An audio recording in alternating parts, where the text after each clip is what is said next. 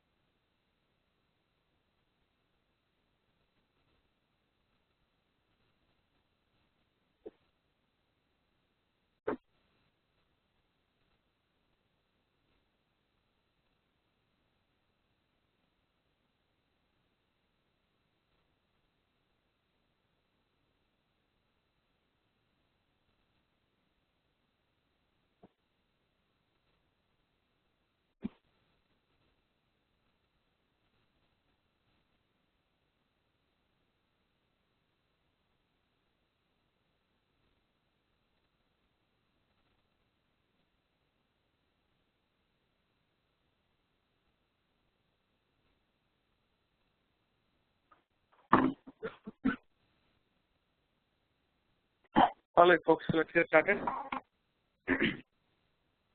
So the other day, I think I posted a couple of assignments, and I've seen a lot of responses back, which is good.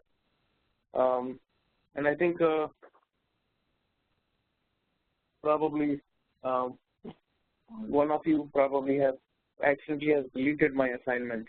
So please don't delete assignments from the blog. If you're not sure about how to access the assignments, please ask me again. I can show you how to do it, but please do not play around and please do not delete any of the postings that I've made on the blog. Thank you. All right, so let's get started. Let's see what we have here. A lot of you have posted assignments, which is good. I will not be able to look at each of them, but at least try to see couple of the assignments here. So let's see what Mr. Ashwani has come up with. This is your first? No, I did mine was mine is of paper. Oh, you can post it? No paperwork. IT. Yeah. No paper. Go green. Let's go green.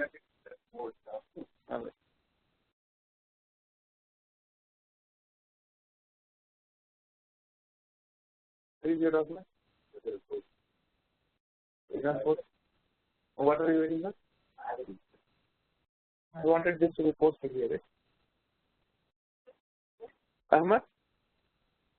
Ahmed Rohel. Hi. Is that Rohel? Yeah, you can look at. Yes, this is Raheel. Yeah, this is me. Yeah, you can check mine. Okay.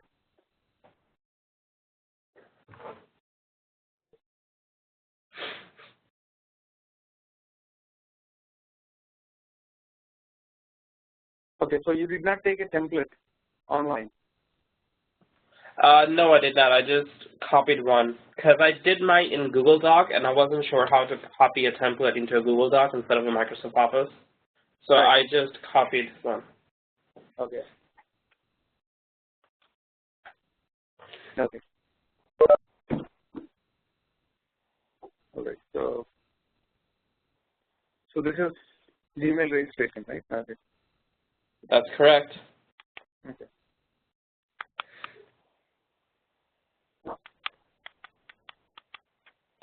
Applicant create and remember. Okay.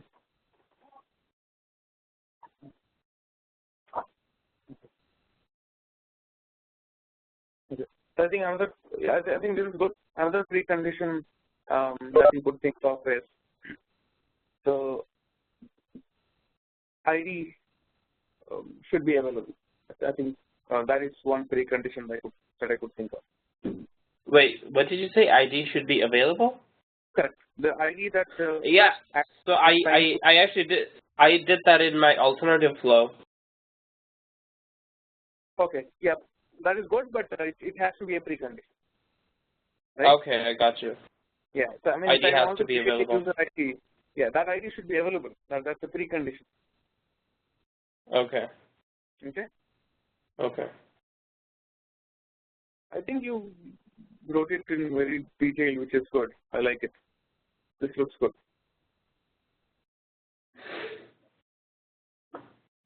The step 5 took forever because there was so much information to fill out, and you had to think of all the possible ways that one could mess up.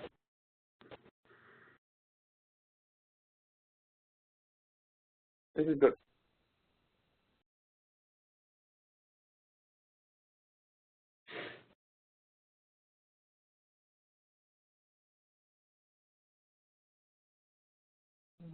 Yeah, the reason why I asked you to download a template online, because if you go online, you will see several templates, different type of formats of how you could document use case. And I don't want you to confine yourself with what we learned in the class, because if you don't go out and don't do research, you wouldn't know what's out there, right? So that's important. Okay.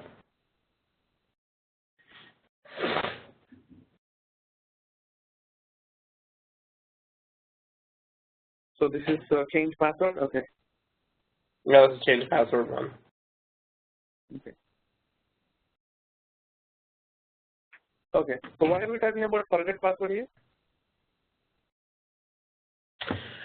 So there are two scenarios. I mean, you could forget your password, or your password could be compromised. No, I got it. But hold on, one second. If you have to change the password, you should know the password, right? So changing the password is a separate use case, and forget password is a separate use case. You can't mix both of them together. If you have to change the password, you should basically have you should be logged in. But if you have forgot the password, if you want to retrieve it, that's a different flow. Okay. Agreed? Yes. I actually created an entire account, and then I went through the steps, and that's how I followed, because I thought even if you do want to, if you do want to change the password, I guess you can go into your personal settings and do it so, because I never went through that direction. Exactly. That is the direction that you should have chosen, because if I have to change my password, the precondition is that I should have logged in. Right? You should have logged in in order to change your password. So that's the precondition. Okay. And I would start off the basic flow in this context with the step stating that active clicks on the settings page of the account, and he lands on it, and then you follow it. So that's where it starts. Gotcha. So this case that you have written, I would basically change the name of this use case as forget password. I will do it. Okay.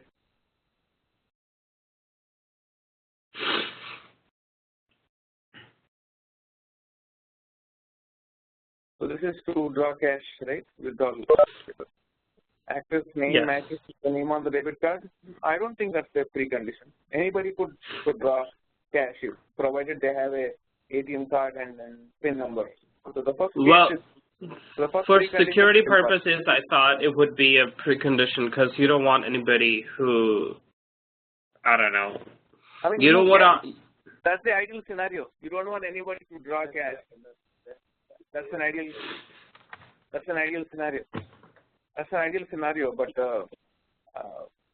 anybody has access to a debit card and a PIN number should be able to draw cash, right? It has nothing to do with the. Okay. Active has valid login credential. What do you mean by login credential? Or you mean the PIN number? Okay. Active can follow the instructions which lead him to the exact amount. Okay. And I think another important precondition I think you forgot is the account has sufficient funds to draw cash, right? So that's enough balance to draw. So I think that is another precondition that I could think of. Okay. I actually went through the alternative flow and said that, but like you said, it should be a precondition, so I'm going to put into precondition from now on.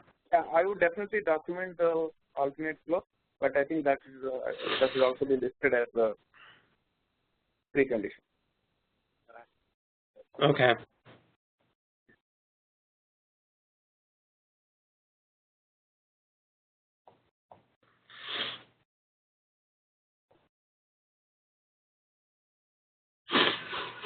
Well, I think you made it in detail, which is good.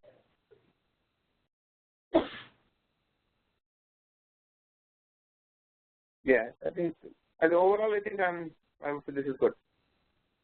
Good job. Thanks. All right. Anybody else downloaded a template and did it? Janish? No, I did not take a template. I also, like Rohil, did the process pretty much the same. Okay. And I'm also realizing I made pretty much the same errors that Rohil made. Okay.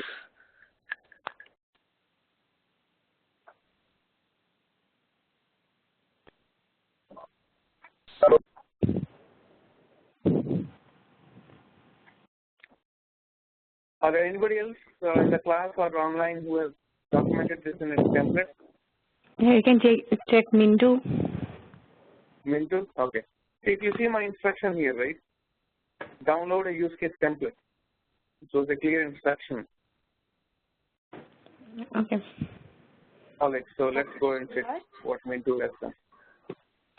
Just give me a second. I want to check the.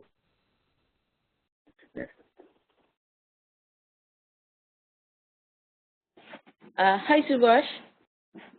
Hi, Sarah. I could not find any location to download the template. I mean, I did not get it correctly. Am I supposed to download it from the website, or am I supposed to search in the assignment or materials from this website? I just created my own. I think when I finished the class, before I ended my class last week, I asked you to go online and download a template. Downloading a template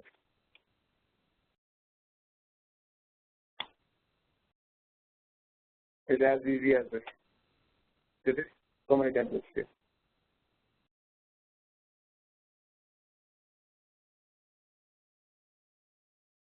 Did it? Yeah, I saw one of these two. I will download one of them and fill it up. Oh, okay. Okay, we're just supposed to select one because I searched for them, and then a lot of the terms were really unknown. So I thought. I don't think that will be the case. Okay. You know, you go online and look for any use case template. You should definitely see that at least 90% of what we spoke should be matching. Okay. Yeah, I mean, if you see here, right? So let's take an example: intent, the scope, the level, author, last update. These are the primary active effects. These are preconditions, assumptions. I think we spoke about all of them. The main scenario, which is the basic flow, alternative flow, variation basically relates to the exception. So I think. And I also found that they had the primary actors and secondary actors. So. Sorry, you see this? There is one more thing here. Yeah, this was the one that I found. And it also had like primary actors and secondary actors. Right. Okay, so did you take time to go research what is primary actor and what is secondary actor? Yeah. Okay, so tell me what is primary and what is secondary. So in the primary, for instance, the bank, right? The primary actors would be the bank and the bank card holder, and then the secondary would be the technician or bank teller. Am I correct? Yeah, I think you're correct. Basically, whoever is interacting with the system directly would be the primary, and whoever is indirectly impacted or indirectly interacting with the application or the system would be the secondary actor. So if you see another template here, I just downloaded it in front of you. I think we spoke about everything here, right? Preconditions, post-conditions, priority, everything. Yeah, there will be a deviation. The reason why I ask you is, you will be encountering a couple of new fields which we have not gone through, and I wanted you to, go read what and identify what they are. And this is how it's going to be in the industry. Okay, sure.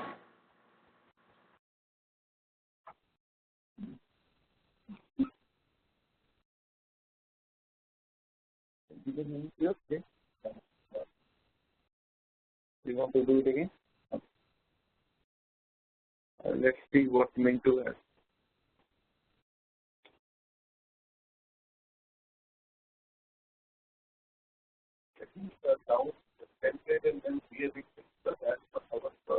That's what I asked.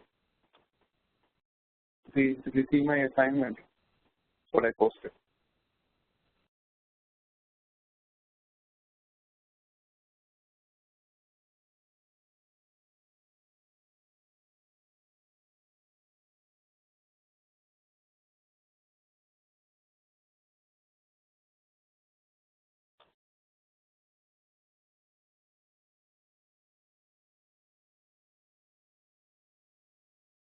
Active network user. What is this? Active not what do you mean by this? Active network user? Oh, you're defining what an actor is, right? Sorry? What does this mean? The actor is not a Google user? Yeah, it should be like when you're registering, it should be like a new user or an existing user who needs to create a new account, right? Right. Yes. I get that. Can you explain me what this sentence means? The actor is not a user. A Google user means like it's not, he doesn't have a Gmail account or a Gmail ID. That's not true. That's not true. I mean, if I want to create a Gmail account, are you telling me that I should not have had a Gmail account? That's not true. No, that's what the second step says. The actor is an existing Google user who needs to So create. your second step is contradicting the first step. Oh, okay.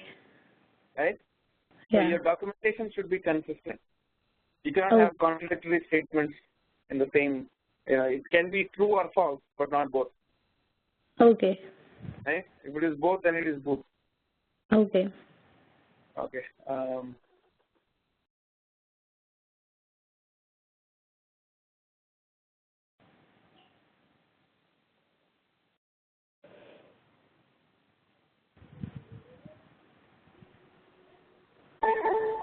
And where did you get this template from? Online? Yeah. Good. So this is another format of documenting it.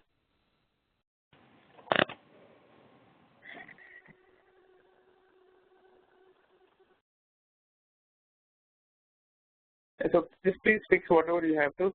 And I don't see anybody coming up with some diagram. Did anybody draw the use case diagram?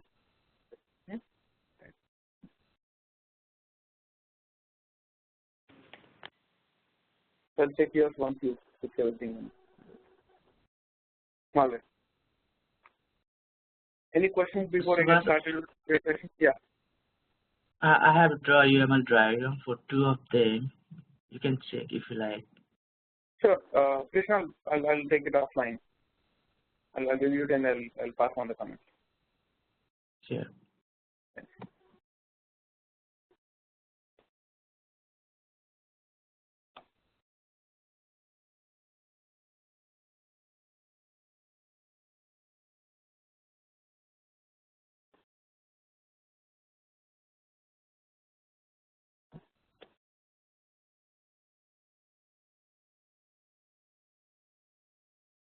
All right. So today is basically going to be one of the most critical aspects of our discussion. We're going to talk about the core of the business analysis, which is business requirements and functional requirements. If you are attending the class for the first time, you'll still be able to follow it. Okay. All right. So as a business analyst, we already said that the role is to gather and document requirements, and as part of the process, you will be documenting the BRD, which is the business requirement document, and another important document that you may end up writing is the functional requirement document. It's also called as FRD, and this can be labeled as a business specification document also, and functional specification document.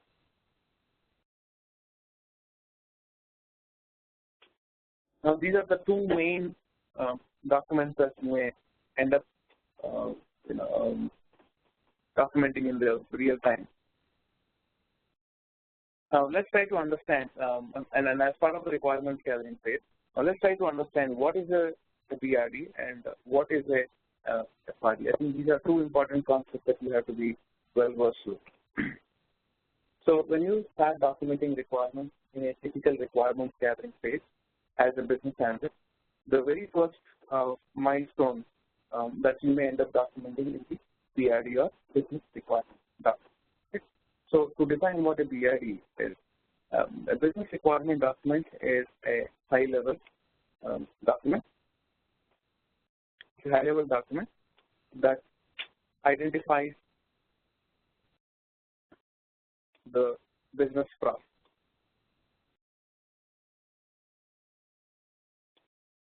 process and elaborates them in the form of business requirement or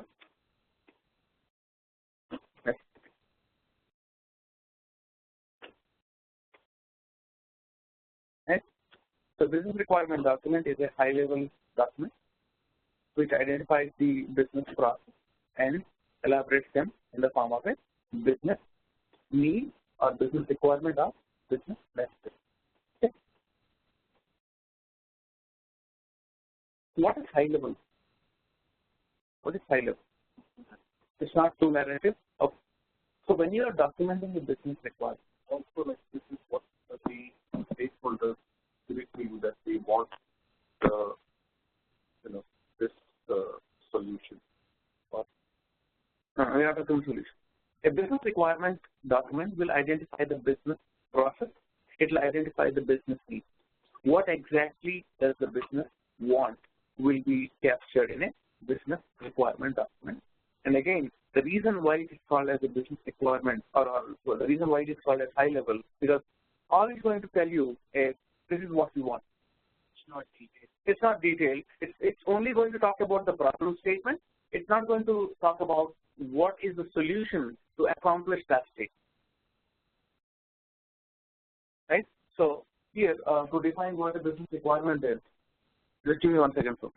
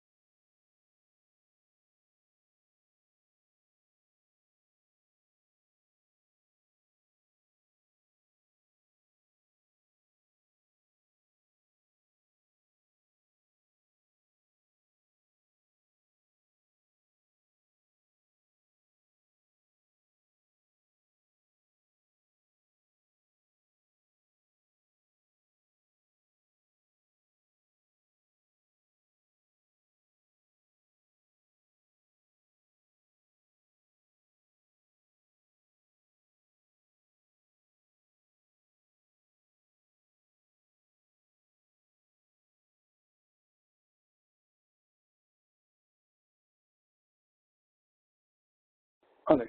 Sorry, folks. So a business requirement document is a very high-level document which identifies the business process. Now, where do we get the business process from? Out of the scope, right? So we have a scope in place from which we derive the business requirement. And a business requirement document is a document which is only going to say that, okay, this is what we want. This is our business and this is what we want. But however, it's not going to say how do we accomplish the problem? How do we solve the problem? A simple example of a business requirement is, let's say if we're talking about a banking solution, right? So business requirement, one of the business requirements would be customers should be authenticated in order to access their accounts. So before you let a customer access the account, we should authenticate. Make sure that they are the right individual. That is a business requirement, right? Now, how are you going to do it? That is not documented in the business requirement. So the solution will be documented in the respective functional requirement. So remember, every business requirement will have a functional solution or a functional framework. Okay. So now that actually brings us to the FRD. The functional requirement document is a low-level document.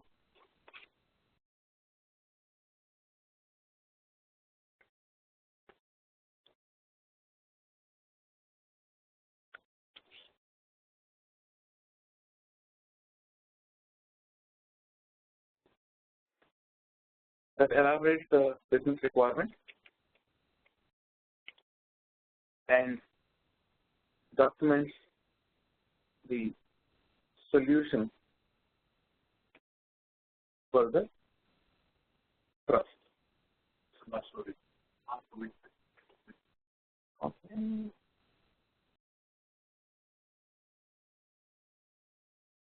Okay.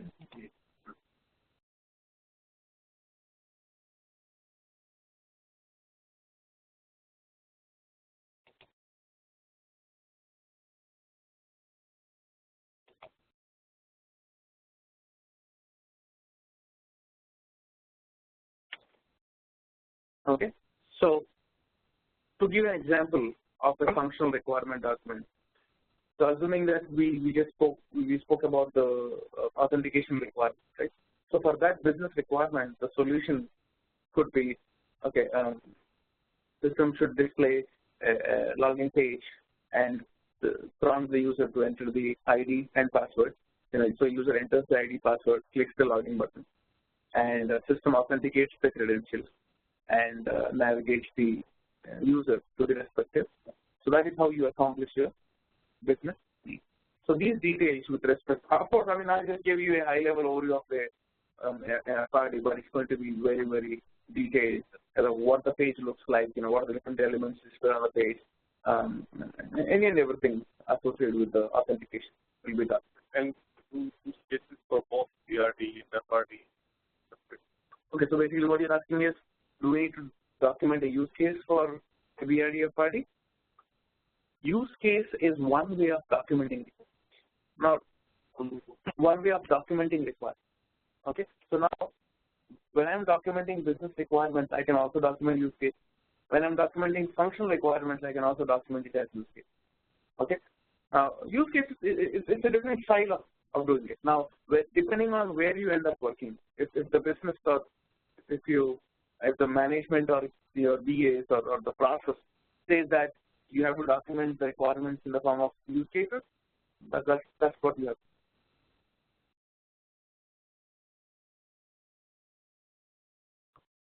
All right. Coming back to the whole process here. So what I want to do is, in order to illustrate how a business requirement is documented and how a functional requirement is documented, what I want to do is I want to take an example, a simple example of a process. I'll take a project, first of all. I'll give you the description of the project.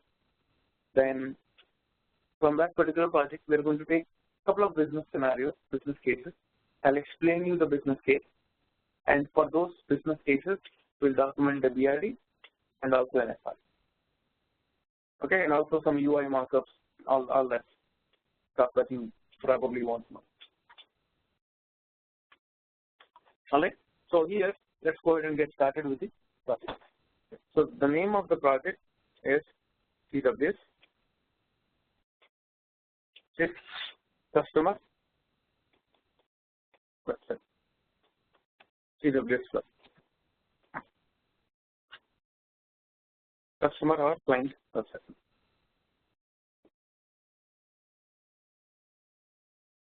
Okay. So when we were developing this is one of the large-scale implementations that we worked on. In this project, when we were developing this application, we actually developed two websites. One was called as internal CWS, and the other one was called as external CWS. I'm going to talk about this in a second. What internal means and what external means.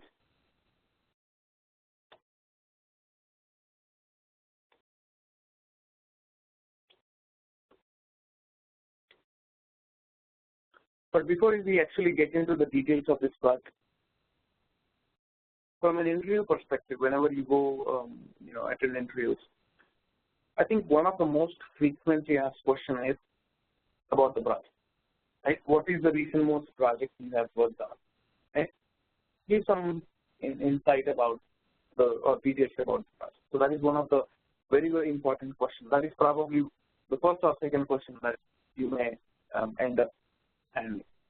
Right? Now, irrespective of the amount of experience you have, you may have a real-time background, but if you're not able to answer this properly, if you're not able to organize this answer properly, then it's simple. You will, instead of having 7 or 8 years of experience, you will not be able to get it done. The question is, what is the project? Or tell me about your recent most project. Right? So you should be basically able to highlight and organize, because if assuming that you have worked in this project for 1 year or 2 years, there are so many things that you may want to talk about it, right? But you cannot talk everything. If you start telling him a big a fairy tale, he probably will be bored, right? So I think we should organize this in 3 different aspects. I'm going to quickly write it, and I'm going to answer the question accordingly. First of all, what is the project about?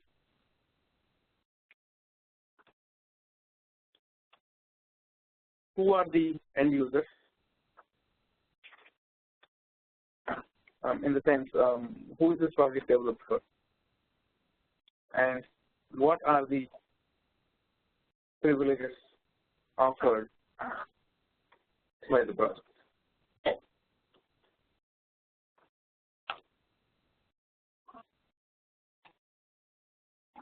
What is the project about?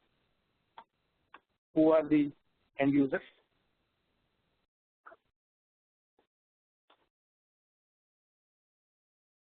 And what are the privileges offered by the project? Okay. So what I'm going to do is I'm going to explain this project and align it as per the question so that it makes sense. Okay. So CWS is a web-based banking portal designed with rich set of user interface. Okay, it's a web-based banking portal. The website, the banking website, designed with a rich set of user interface. Okay. Now, who are the end users? I mean, who is it basically designed for? Who is this application? Who is the targeted audience? Right. So the targeted audience basically would be the high net worth client,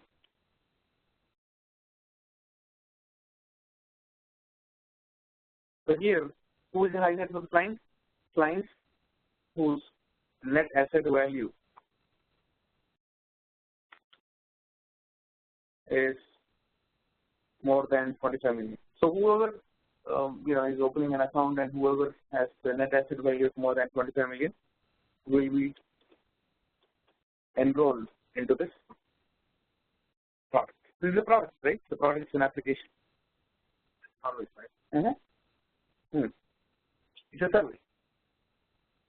So depending on who you are, what your background is, they will define based on your net asset value. They will assign you, or they will define the eligibility based on your asset value. And once you are assigned to enroll into this product, you will get access to this product. Okay. Now, what are the privileges offered by this project? What is this actually going to be? What is the project offering? Right. So, if I'm as part of this application development, what are the different features or functionalities that were developed as part of this application? Right. So, clients can group the accounts and view details based on account group. Okay. So what this means is, see, I mean, as a normal basic customer, we have a checking account and a saving account or a credit, right? And when you log in, it's easy to display 3 different accounts and you can pick and choose what is required, right? But these customers, on an average, each customer has around 250 to 300. They may have 20 credit cards. They may have around 30 capital market accounts. They may have around 20 fixed income accounts. They may have some bonds. They may have some equities. They have so many different accounts. They may have a checking account. So they may have probably around on average, what I have seen is around at least 250 to 300 accounts. Okay. So when I log in, how should I see my account? I mean, are you going to display 300 links and ask him to figure out to which account goes for what? No, that's not a good user experience. They will never use application. So we will allow them to group the accounts, right? So by default, the information is always displayed by grouping. All the checking accounts are grouped into one category, and you can summarize and see the information. All the savings accounts, all the investment accounts. And this way, you can also create a customized group. So for instance, out of the 200 accounts I have, there are 25 accounts which I monitor every 1 hour, because all my checking and savings account transactions are being processed through one of the checking accounts. All my expenses are going through one of my debit cards or credit cards, and I'm actually putting some huge stakes in some of the capital markets or some of the short-term investments, right? So I want to track this on an hourly basis for 1 year, right? So what I'll do is I'll create a group, a custom group, and I'll add all these accounts, and I can view a summarized view of all the accounts. Manage it. That's it. Clients can view statements, monthly statements.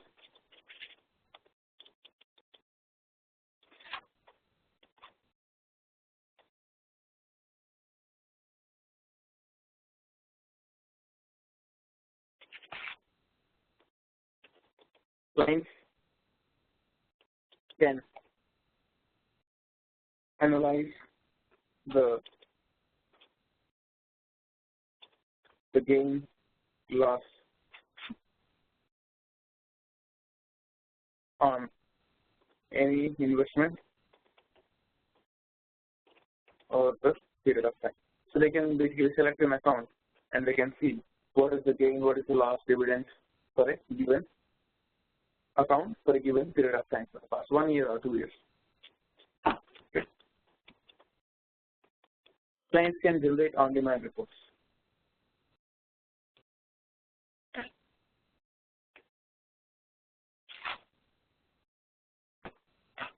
So the clients or customers can also create on-demand. Now, what is on-demand report?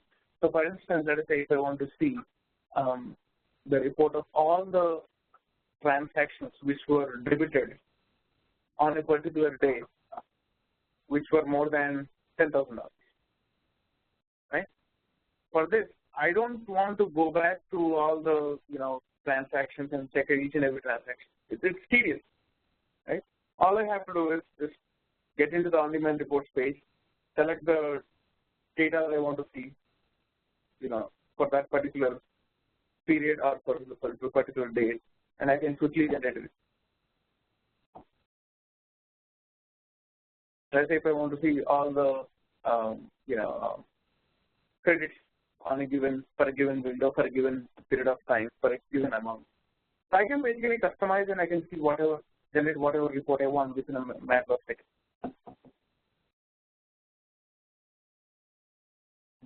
Okay. So these are some of the privileges that are offered by this application. So when we were implementing this application, as I said here, there were 2 websites that we created. One is internal CWS and one is external. Now, external CWS is the application for the customers. So the customers basically could access the external site and they can,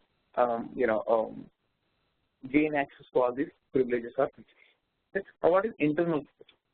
Internal CWS is basically another application developed for the bank, for the internal use of the bank. See, we have to serve the customers, right? How do we service the customer?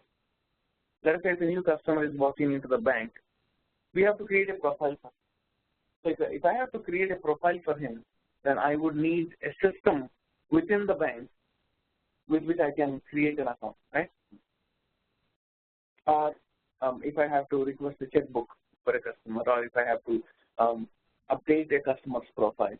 So I need some application with which I can serve the customer, right? So that application is our internal CWS, and this application is only available within the bank, only for the internal users of the bank. Okay. Any questions so far?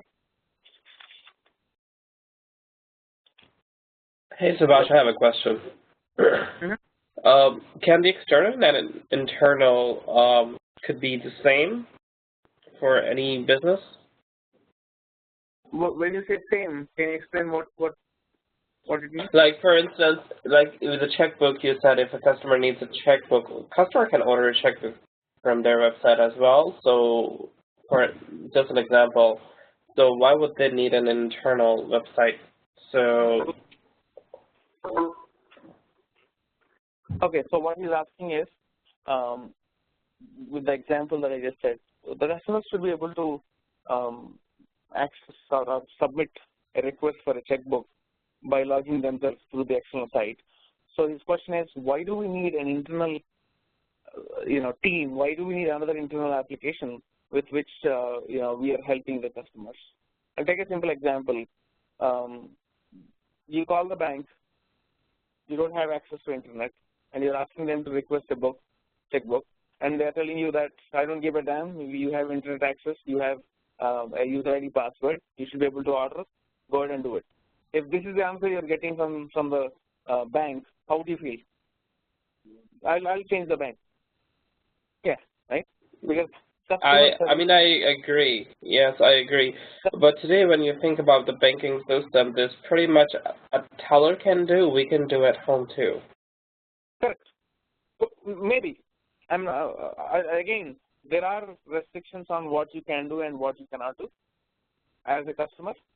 Again, that depends on the applications, the business rules and processes. I mean, a teller may not be able to do everything. So, for instance, if you walk into a bank and if you want to draw $100,000 cash, probably they will not be able to do it. Then the teller is going to go to the branch manager because he will not have privileges to draw any cash more than $50,000. Right? You would need additional check. So the admin or the manager of the bank will verify the accounts, look at the customer, make sure everything is fine, and then release the amount. So a teller probably may not have access to everything. Correct, because every user has privileges, and the system has to be designed in such a way that there are multiple checks, and then one person should not have privileges to do everything. For security reasons. Okay, thanks. That makes sense. Yeah. Even now, like if you make a purchase that the bank feels like it's out of your lane, they'll call you and confirm what you did. You made, like let's say you made a purchase for $1,000, and you don't usually your transaction that's showing that you don't make it, so they will call you and ask you if you make. Correct. So that's basically a security team, a fraud management. I had like a similar question. Like, why can't we have like one process, and there can be some features which the customer cannot access, but the bank can access all the features? But why would you want to publish all the privileges that a bank has within their system outside to the customers? These are reasons? For security purposes. Yeah.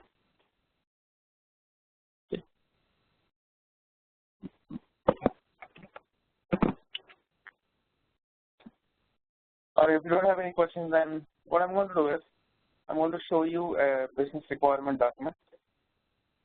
To be precise, the internal CWS business requirement document.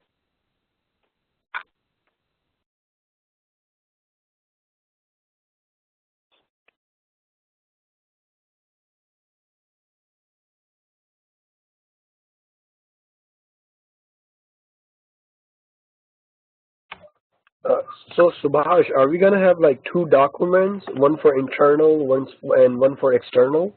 Correct. One for Okay. internal and another for external.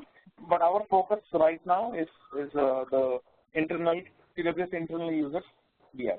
So this is the business requirement document written for the business, written to identify all the business requirements for the CWS internal CWS application. Okay. Okay. So now remember, as I said, every organization will have a template, right? Irrespective of the type of the document that you want to come up with, whether it is a BRD or an FRD or anything, CR, every industry has their own standards and their own standard set of templates. And now we just saw couple of templates. I just showed you a use case template. So similarly, every industry has their own standard templates. And whenever you have to document any of these documents, any of these milestones, the first thing that I would ask, the project manager or whoever, is a template. If I have to document a BRD, okay, is there a BRD template where I can, start filling information? Because the BRD or FRD, whatever templates that they have, it clearly tells you what are the different aspects of the features that you have to document in a BRD, in the document, as per the organization. Okay, and every organization has their own standard template. So what I'm going to do right now is I'm going to show you this template, and I think if you follow this template, if you understand what are the contents of this template, I think you should be good. Okay. Any questions so far? Are you with me? Okay.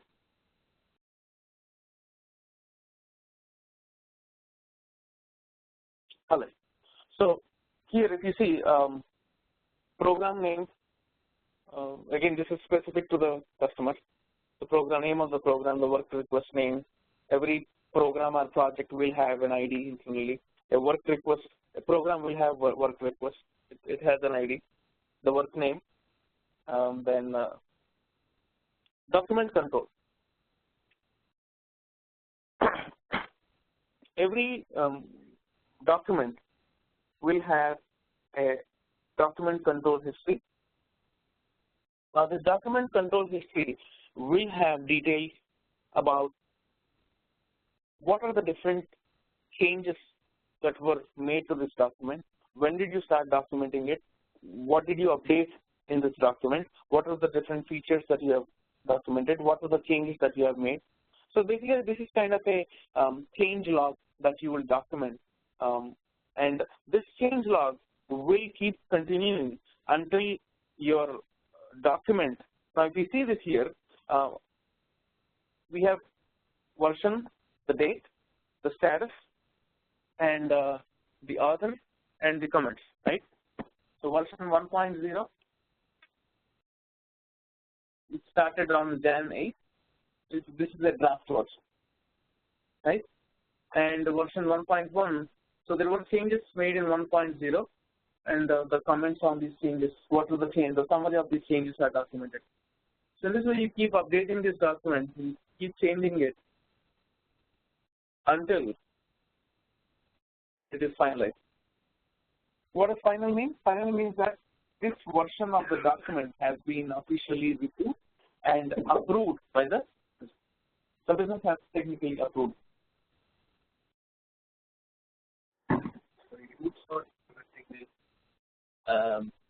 You would ideally put a version when you documented it once at least. Because every time if you're writing a BRD, you won't be changing the word, right? I'll have a draft document, complete draft document before you put a version. You will have a template. you have a template. A template is nothing but a skeleton, right? A skeleton where you just fill in the blanks, okay, right?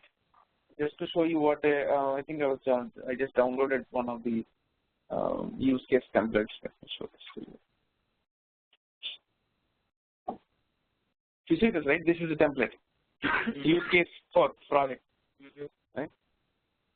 Version prepared by author. You write the author name. So this is how a template: organization, date created, revision history. So they want you to capture the name, date, reason for change, version, right? Use case ID. So here they're giving you instructions of what information they want in this section, right? The use case name. So state a concise result, right? So all I would do when I'm documenting this, I would go to delete this and start documenting the use case ID. Okay. So when I start the name, delete this whole section because this is basically telling me what I should document, right? Delete this. So all I'm doing is fill in the blank. In other words.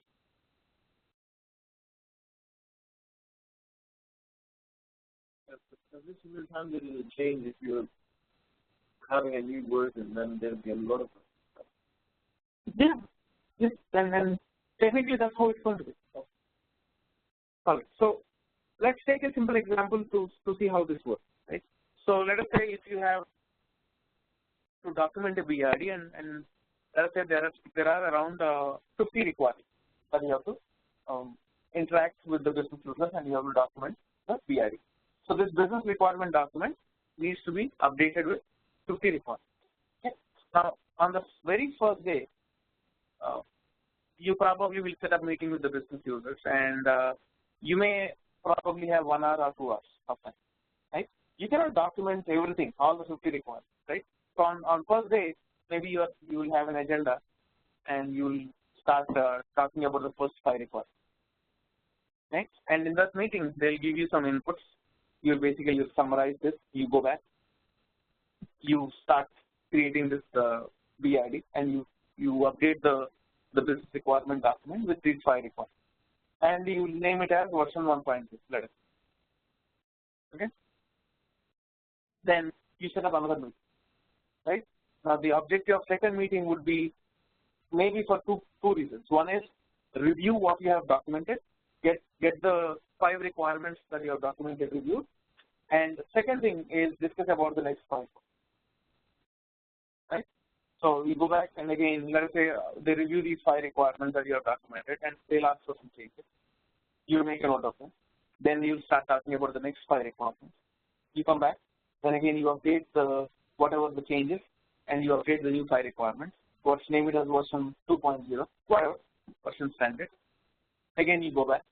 So this keeps going until you have finished documenting all the 50 requirements and the business has officially signed off. And if they signed off, approved, saying that okay, this is the BRD, these are the 50 requirements, we have reviewed it and I think we are good. So they will give you an official approval saying that okay, this is approved. Normally approval is accepted if they send an email saying that it's approved, it's acceptable. So electronic email is good enough to have documented. And remember, as a business analyst, it's not only just documenting requirements, but you also have to, it's your job to review these requirements with the business, make sure that they understand what they're asking for, understand what they're getting, and they're asking for changes, make sure that the requirements are changed, documents are updated, and you have to get an official approval.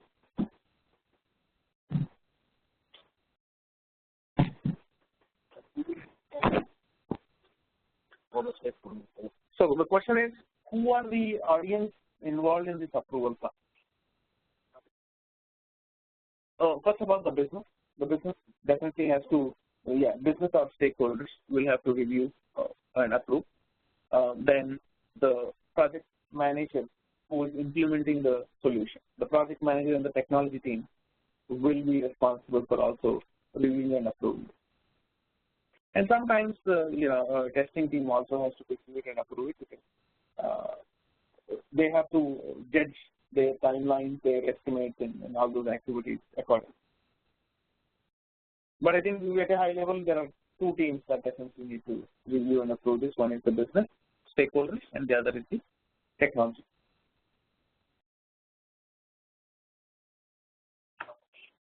I just have a question. Like, before you do implement, do you have to like sign some sort of like agreement where you will not disclose this information with somebody? Yeah, that they're sharing with you, and I'm sure they trust you with this information that they're sharing, so that you won't leak it or something like that. I'm just curious. Okay, so he's talking about information security, right? See, normally what happens is when you, before you start working in the organization, in any organization, in the industry, I think what happens is, especially financial industry, they will have you, if you are an employee or if you are a contractor, irrespective of who you are, you will be signing some agreements and you will be signing some contracts which will clearly state that you cannot take any of the information outside the organization. Okay? And also, in corporate banks like Bank of America or Citibank or Chase, what they also do is, in addition to signing these contracts, they also insist that the employees take some security tests every 2 months, every 3 months, every 6 months. So when I was working in a bank, every 3 months or every 6 months, we were assigned with some courses.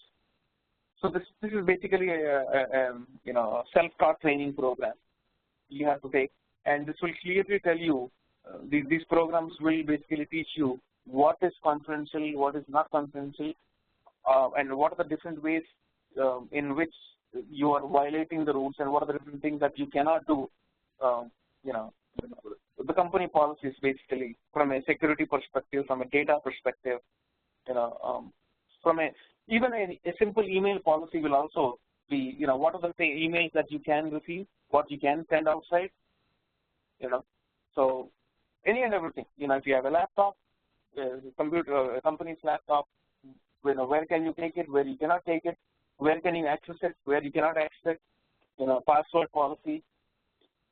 All these are things, if you have a highly confidential, material that you want to discard, how will you do it, right? So all these are basics which will be trained as part of the training program, even after you onboard and start working on a project. We used to take every 3 or 6 months, and this test basically will have a due date, and if you did not take these tests and clear the test, there were red alerts and flags going to the topmost management, and it used to get escalated. So the assumption is that, based on the standards and based on the policies, the information that you capture is highly confidential.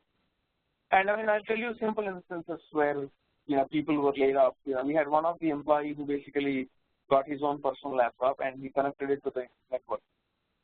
And within 10 minutes, they walked him out and he was fired. Yeah. So, and then there was another employee who basically got a USB port and he connected to the office laptop in the office. Within 10 minutes, he was walked out, and I never saw it. Yeah, and then basically there are mechanisms where the network within an industry is strictly monitored. What's coming in, what's going out. Yeah, and then what are the emails that you're sending? To whom are you sending? Everything is strictly tracked. So never assume that nobody's watching you. Everything, every activity is being controlled and monitored. I hope that helps.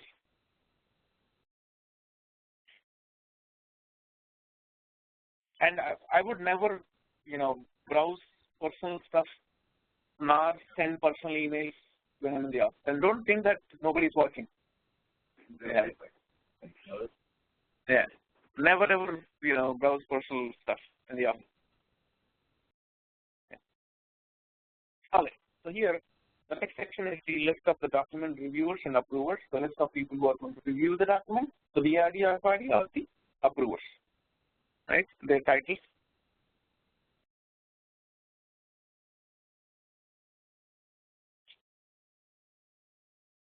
All right. Most important part, table of contents, right? And this is one of the most important interview question also. I've been asked this question several times. What are the contents of a BRD or FRD? What information would you capture in a BRD or FRD? Right? To start with, it contains the summary, the executive summary, the overview. In the overview section, we have the business problem. What is the current business problem? Okay. What are the goals and benefits? So if we are trying to accomplish this solution, what are the goals? What are the benefits that we are trying to accomplish? What are the key success factors based on which I'm going to say that, okay, this project is successful? So I should have some key success factors, right? If I accomplish this, then my project is successful, right? Then what are the different assumptions and restrictions? What are the constraints that I have? Okay. What is the current process? The business probably has a current process in place, if at all, right? What is the current process? What are the limitations of the current process? Because the goal is to overcome those limitations. We need to know what those limitations are. We need to know what the current process is, if at all, if it exists, right? Then description of requirements.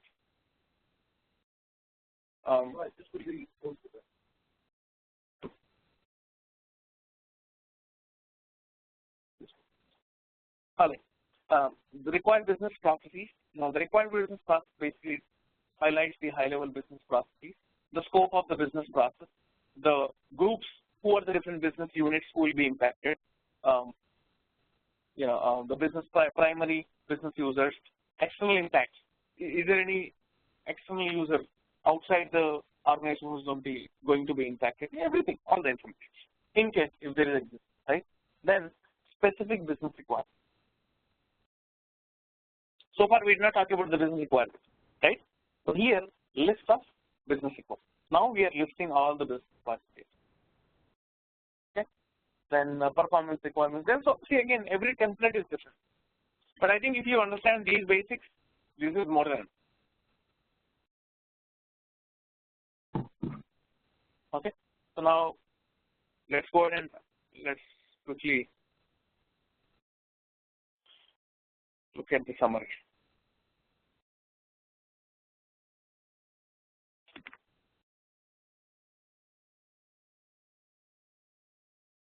Okay, so now before you start looking at the summary, this project, the CWS project, was developed 10 years back. Okay, so we had internal, external CWS applications in place, but when we developed this application 10 years back, yeah, it was very old technology, right? And initially we had only 1,000 customers. Now we have 100,000 customers. Okay, so it was becoming very difficult. Now, see, initially we didn't have 10 years back. We didn't have all these, the mobile technology, and the technology has changed. We didn't have iPads and stuff, right? So here, the application that we had, it was becoming very difficult to manage because of the technology changes, and also there are so many issues in terms of the maintenance. So the goal was to rebuild this application, redesign this whole application, or rewrite.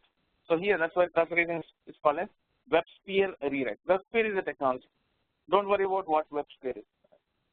Okay. Now, just take a minute and quickly read what this is.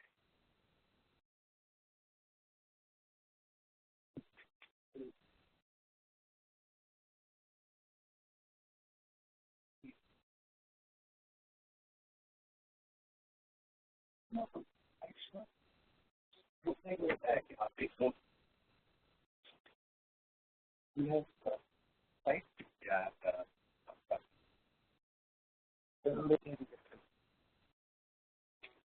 I think if you want to, anybody wants to go back? The exhibition is good. Please. Just give me 1 second, folks.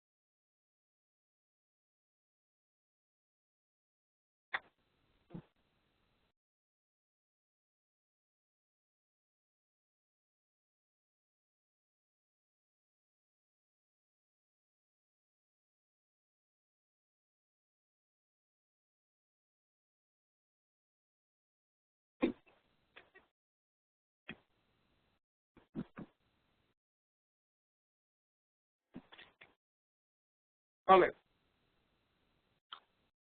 So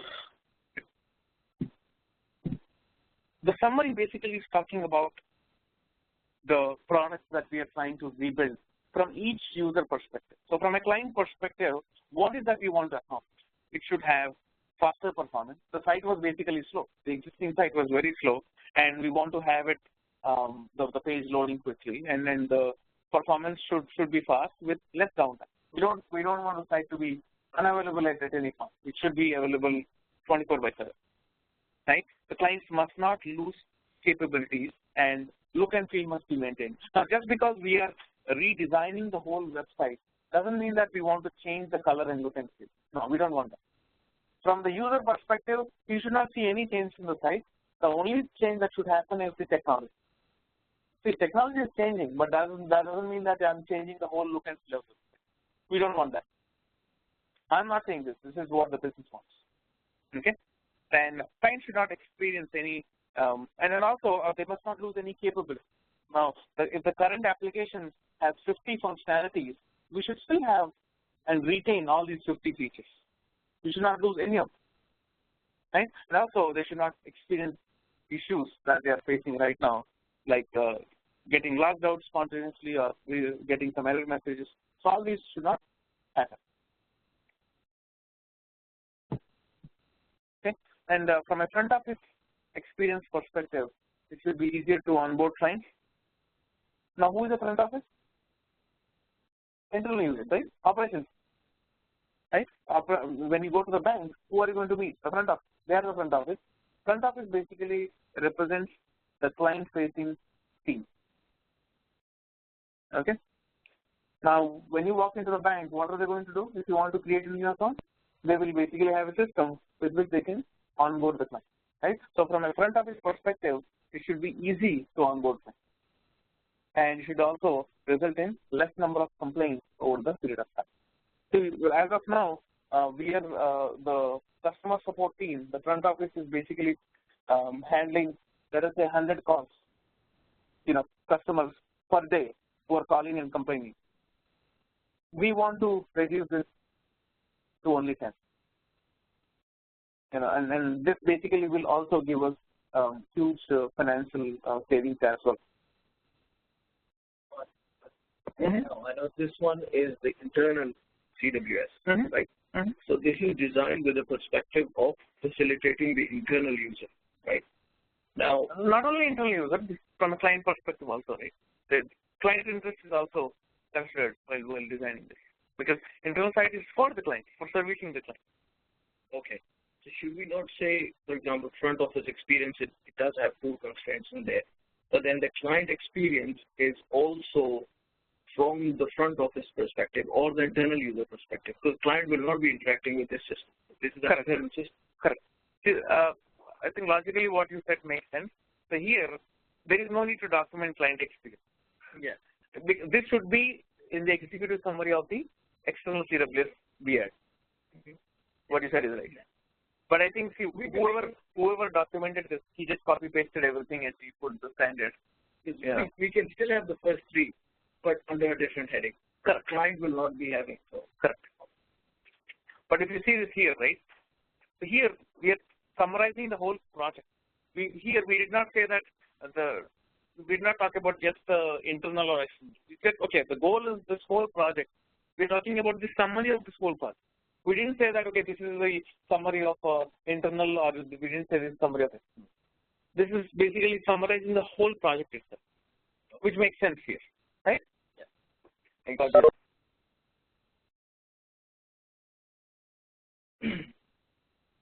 All right, so financial perspective, in operations perspective, so many things here. The business problem, the necessity. So let's move on. So this is pretty much modifying the existing process? No, it's not just modifying. It is redesigning, rebuilding the entire platform. You have a house which is old. What I'm doing is I'm basically going to demolish the whole house and rebuild the whole house. Okay. Okay. Okay. Now coming to the actual core of the requirements. Specific business requirements. List of business requirements. KBR. Key business requirements. Now in this internal CWS, these are the list of business requirements that I will be documenting. Because so far, whatever we have reviewed, we did not talk about the business requirements, right? Now these are the business requirements. So what we did is we basically categorized them into groups, KBR groups, business requirement groups, and we identified all the business requirements under each category. So for instance, log on, right? So internal users should be able to log in. So the login is one requirement, one group. So in login, we only had one requirement, sign in. It is the process, the business requirement, which specifies how the user can sign in or log into the application, right? Internal profile. Who is internal means? Thanks. Customer, internal users within the bank, right? Add internal user profile. Now, internal users, let us say if a new employee joins the bank, I should be able to set up his profile in the internal system, right? So that is add internal profile. Let us say if the designation of an employee changes or if he is moving from one office to another office, I have to modify his profile, right? If the internal user is leaving the organization, then I have to delete his profile. So all these activities fall under the internal profile group. Okay, client profile. What is the first thing that you want to do on the client profile? Add, right? If a client walks into the bank, I should be able to add his profile. Then I should be able to modify his profile. I should be able to delete his profile. One question. In internal profile, we should have a subsection saying who can have access to certain features and who can not have access to certain features. Yes. We'll also talk about it. So that basically is about user roles and entitlements. Yeah, like what the example you were giving that when the seller can withdraw the force about the people. I'm going to show you how it's documented here. Okay, work with the client. What is work with the client? Servicing the client. So in the process of working with a client, in the process of internal users working with the client, what are the different things that they can do, right? Okay, to start with, if I have to work with a client, let's say a customer basically is calling the bank, okay, and if I have to help him, what is the first thing I have to do? Search. I have to search him and I have to select him, right? That's the first business requirement. Then the next thing is once I find him, I have to authenticate. I have to make sure that this is the right person that I'm talking to. I mean, I need to know whether this is the right person who is claiming to be, right? So basically, I'll have to authenticate. Then once I authenticate him, these are all the features that I can, or actions that I can perform on the client. I can look at the client profile, I can look at his account balance, I can order some, checks for him. Any and everything that I want to do, is done after the first two steps. So all these are the actions that I should be able to perform on the customer from a work with a client person. Okay, so now what I want to do is I want to deep dive into this work with a client. Okay, I'm going to take a very specific process, which is searching and selecting a client to work with. I'm going to show you some screens with which the whole process works. Okay, and once you understand the business process, then we'll document a BRD. For that, we'll document an FRD. But in the real time, this is not how it's going to be. In the real time, nobody is going to show you anything, right? You will have to start interacting with the users, and you will have to start documenting the BRD and FRD on your own. But however, the first step, let's make it easy. Let's reverse engineer the system and then try to define the BRD and FRD. Once we know how to do it, then what I'm going to do is I'm going to give you some real-time situation. We'll take another case, business case. I'll explain you the end-to-end requirement, and you can ask me questions, and you should be able to visualize, you should be able to document a BRD and FRD on your own. Make sense? No. Now let's go to search and select a client to work.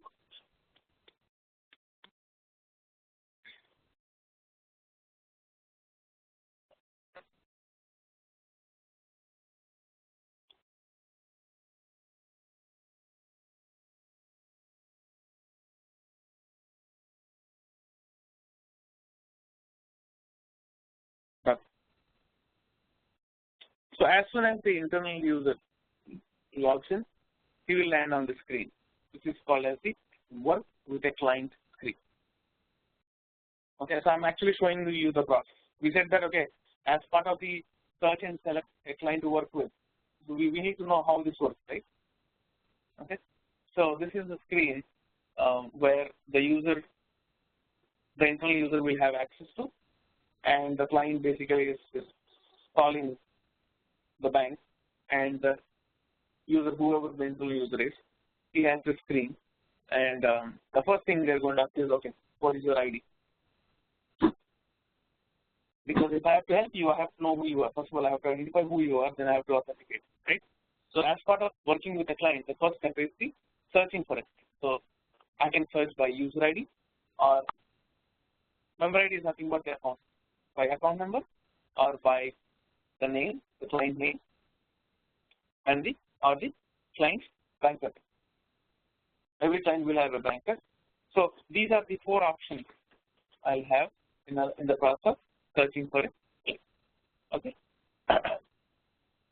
And if the customer is not providing at least one of them, I'm not going to help.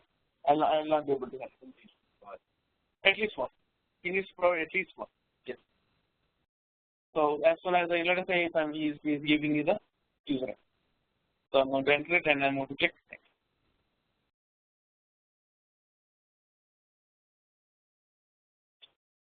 So as soon as I click next, depending on your criteria, let us say if you have entered a name, I said, okay, my name is John.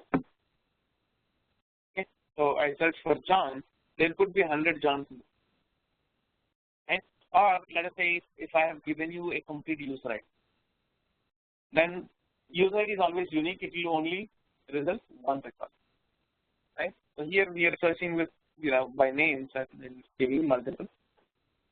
Right? So once I land on this page, I can, depending on the number of records, if I'm not able to identify who this guy is, I'll ask multiple questions. Saying, okay, with the ID, I'm not able to exactly locate who you are. So can you tell me what is your relationship center?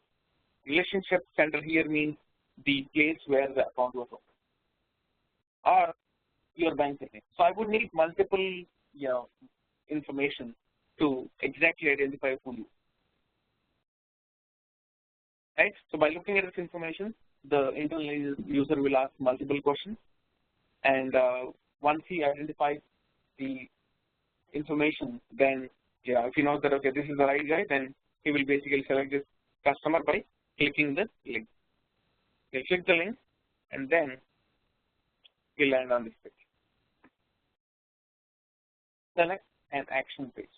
So this means that these are the list of actions that the internal user can perform on the customer. Okay, remember the list of actions available on the screen will vary depending on who the internal user is. So for instance, if the internal user is a help desk user, he may have, he can probably perform 10 actions, right? If it is a super admin, he may be able to perform 15 actions, right? If it is a regional admin, maybe 12 actions. So based on the type of the user, the entitlements or privileges will vary. Now the access will be managed by the technology team, right? Correct. The access will be granted or revoked or managed. The entitlements or privileges will be managed by the technology team. Yes. So what they will do is they'll basically identify as part of the requirements. They will be provided with the list of the user types and which user type has which entitlements, and based on that they work on. Okay. As a BA, who will we liaise with to figure this out? Who has what? Business users. Business users. You have to talk to the business and you have to identify. Okay. This is the what you were saying in terms of that I think you want to ask something. See, just because you are asking access doesn't mean that you will get there, right? So depends on who you are, right? Let's say if you are a help desk user, whatever privileges that you are entitled to as help desk, you will get it. That is how the system will be designed. Make sense? All. Now, so far this is the search and select a client to work with flow. Okay. So now for this business process, we'll document the BRD and we'll also document the FR. Okay. So let's start with the business requirement document first. Okay. So let's do the business requirement screen by screen to make it easy.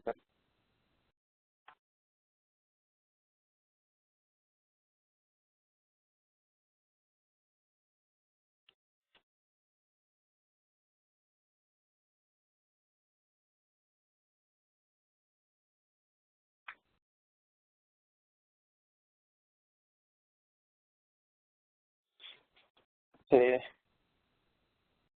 search and select a client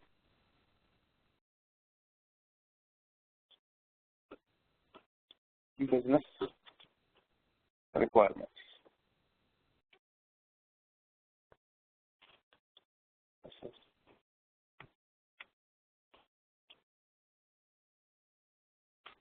Okay.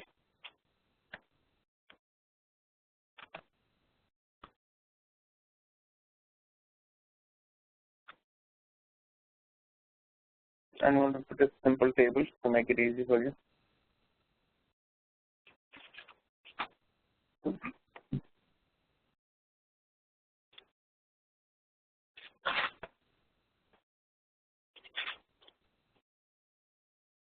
Every business requirement will have a unique identifier. Okay. For tracking purposes, whenever you are documenting a business requirement, you will have to have an identification. It could be a number or whatever. Okay. Description.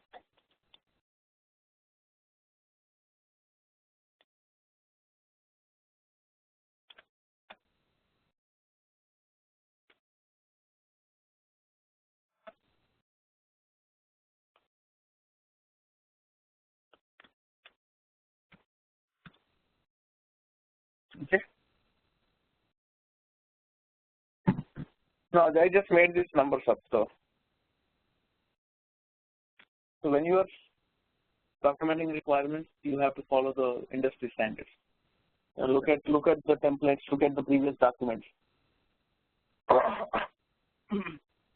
and follow the standards.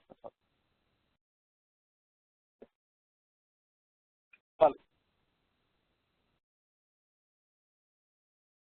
so the first requirement, to start with, what I want to do is, I want to document the summary of the whole requirement, end-to-end business process. So can anybody summarize the end-to-end business process as a requirement? Introduction. To start with, you need to introduce the whole process, right? So can somebody give me a quick introduction about this whole process? I just gave you the walkthrough of searching and selecting a client, right? So in a nutshell, in 1 or 2 lines, can someone give me a description? Feature enables the internal user to search a client. I don't know if you want to put in my user ID, care member ID. No, I don't want to get into the details. Okay. I just need an introduction.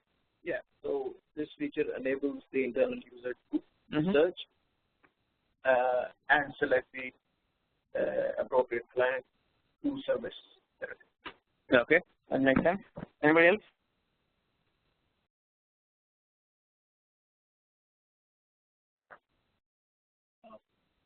Yes. Okay.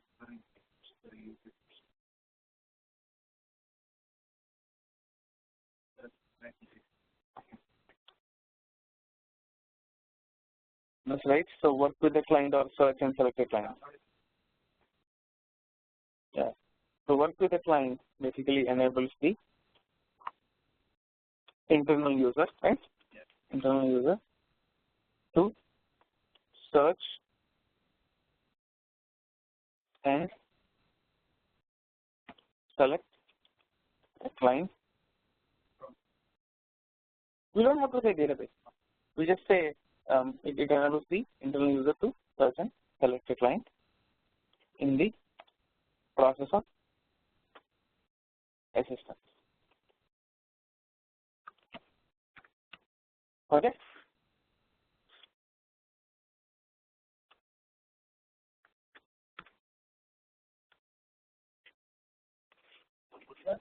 So do the search and select feature or work with a client? It's both the same. Okay. What next? Searching and selecting a client is as good as working with a client. Yeah. Okay.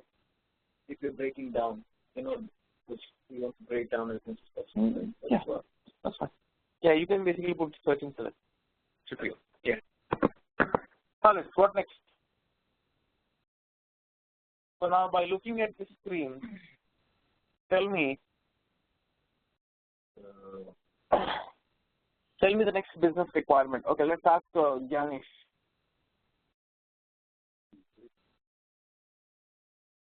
So the next requirement would be to identify using these 4 options, any one of these 4 options, who the client is. Perfect. So give me a statement. Give me a business requirement. What you said is right. So now let's document it properly. Tell me what should I write? So the system will. I'm thinking. The system will. No, wait.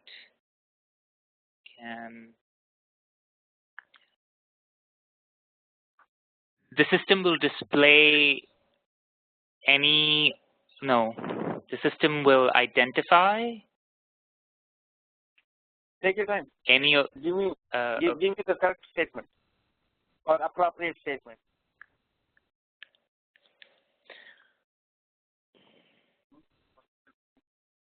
These 4 options.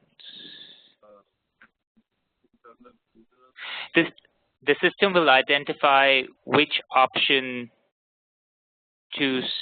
No, damn it! It's not coming in my head right now. Sorry. No problem. Yeah.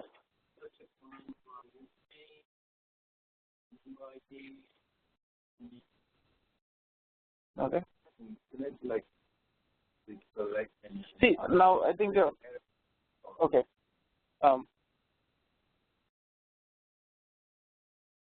Wait, I think the statement that Janish just said system should be able to show these options and things like that. I think when you are documenting a business requirement, right, try to avoid using the word system and pages and buttons and all this. Let's put it in a very simple English language. Very simple English language. Yeah. Yeah. This is what I tell you. Now it's going to get back. Internal user, let's make it very simple. Internal users should be able to search for a client with the following search criteria. Right? Yeah, I don't want to beat around the bush. I don't want to make this complicated. All I want to do is write it in a very, I told you before also, a business analyst should be able to write a simple sentence in English. I'm not expecting you to have great vocabulary or great writers like Shakespeare. All I need is someone who can write a simple sentence without complicating it in English. That's all I need. What is it? Yep. All right, so search by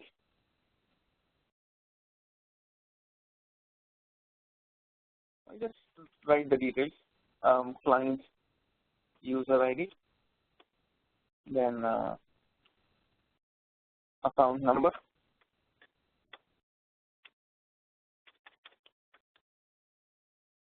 client's name, client's banker name, okay?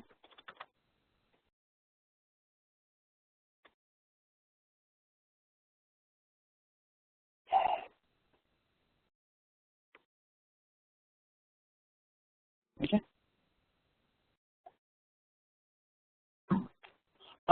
Before we move on, we should also make it clear as of who are the different types of internal users can actually perform this action. So that is also one critical thing, right? Yeah.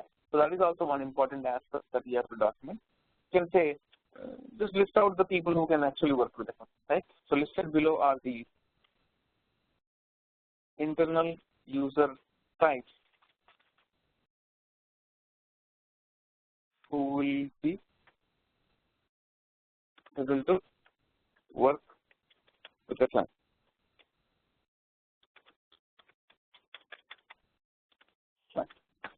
Right? I can just say help desk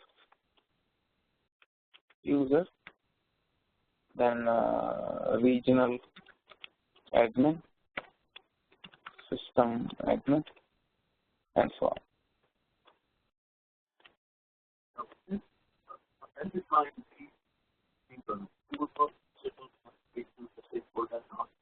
You will be basically asking all these questions to the it could be anybody. So I would ask these questions in the meetings with the stakeholder. So someone is always feeding you there. So they'll tell you which users we want access.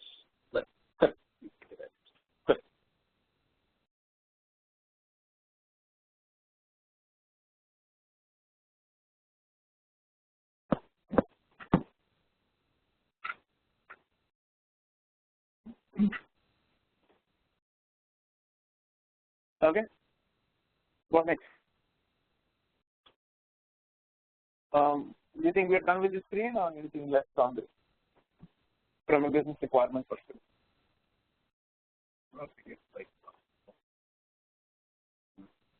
What if he gives a wrong ID or wrong account number? That is the solution. That is part of our functional result. See, all we are doing here is identifying what exactly is required, right? We are going to talk about the solution in the functional result. Yeah, it should be done. The internal user should be able to go into the profile of the. So are we talking about profile now?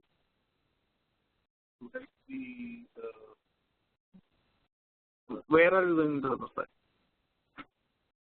It's easier to help the customer.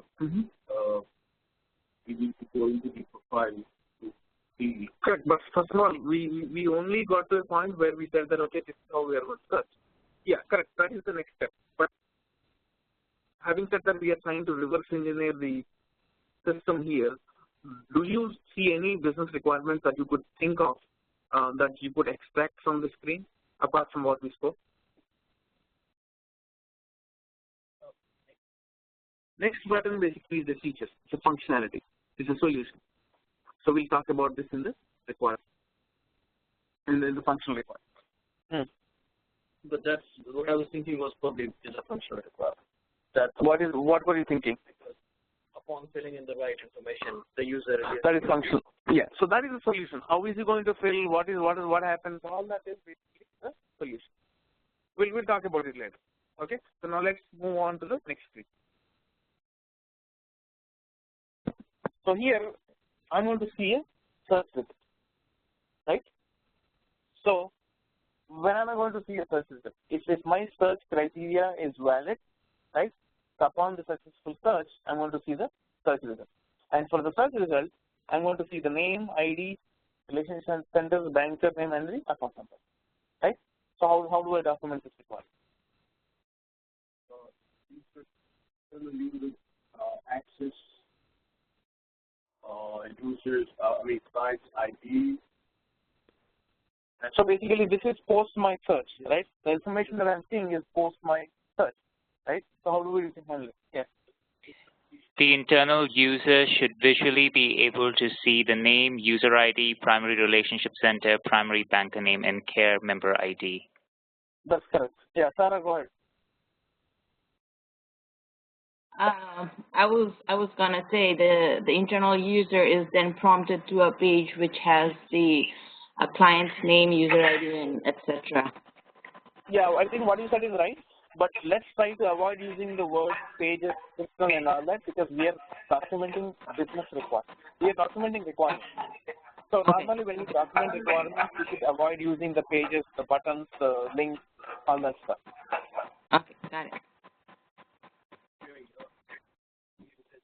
Should be able to select from the list. Correct. So what I'm going to do is, upon successful search,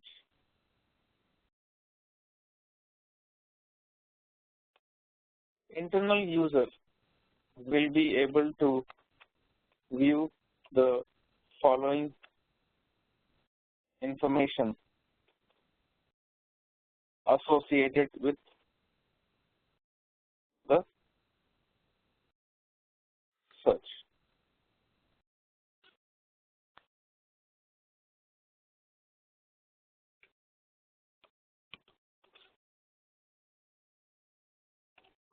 Okay. The name, user ID, the primary relationship center,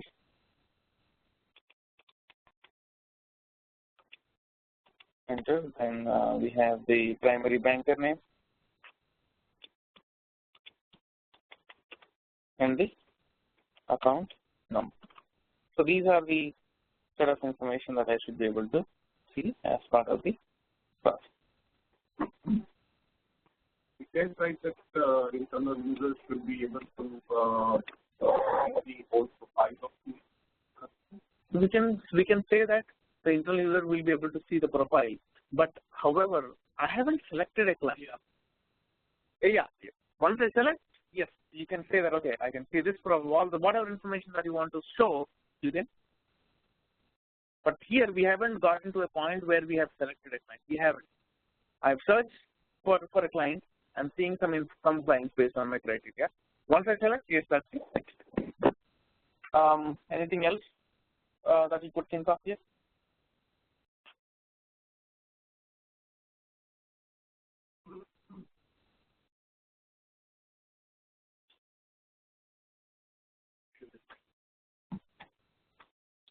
So pretty much once I get the result, then I should be able to select a client, and once I should be able to move on, right?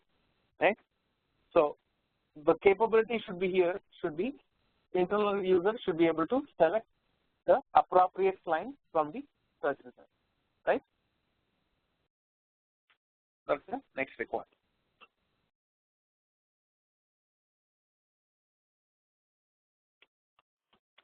Internal user should be able to select the appropriate client from the available search results, right?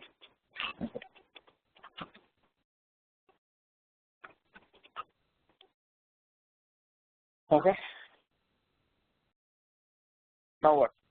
So once I select, once I click this thing, what happens? It will display all the actions. So it will display, once I select a client, it's going to display all the actions that I can perform on the client, right? So how do I document this?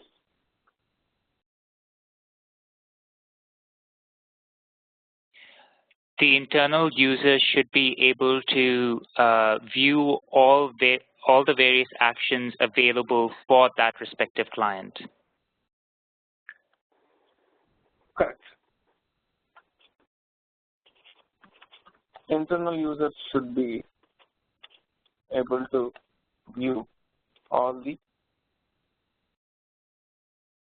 actions that he or she can perform on the selected client, right? And also one more thing, which is very important, under 6.0 is now the number of actions that are available will be driven based on who I am, right?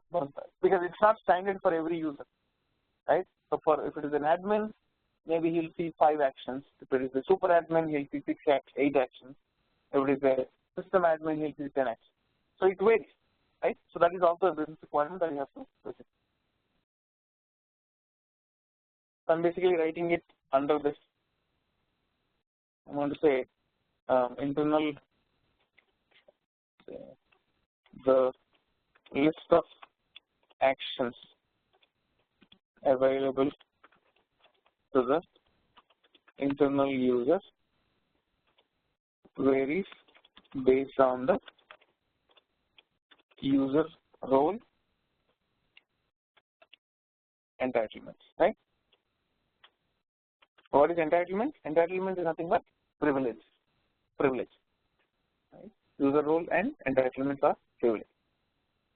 So that information probably is already predefined somewhere. You know, as part of your user role entitlements, you have identified the users. Right. So we basically, as part of your requirements, when you have identified the users, you have already defined as part of the requirement. But again, you can list it out separately here again.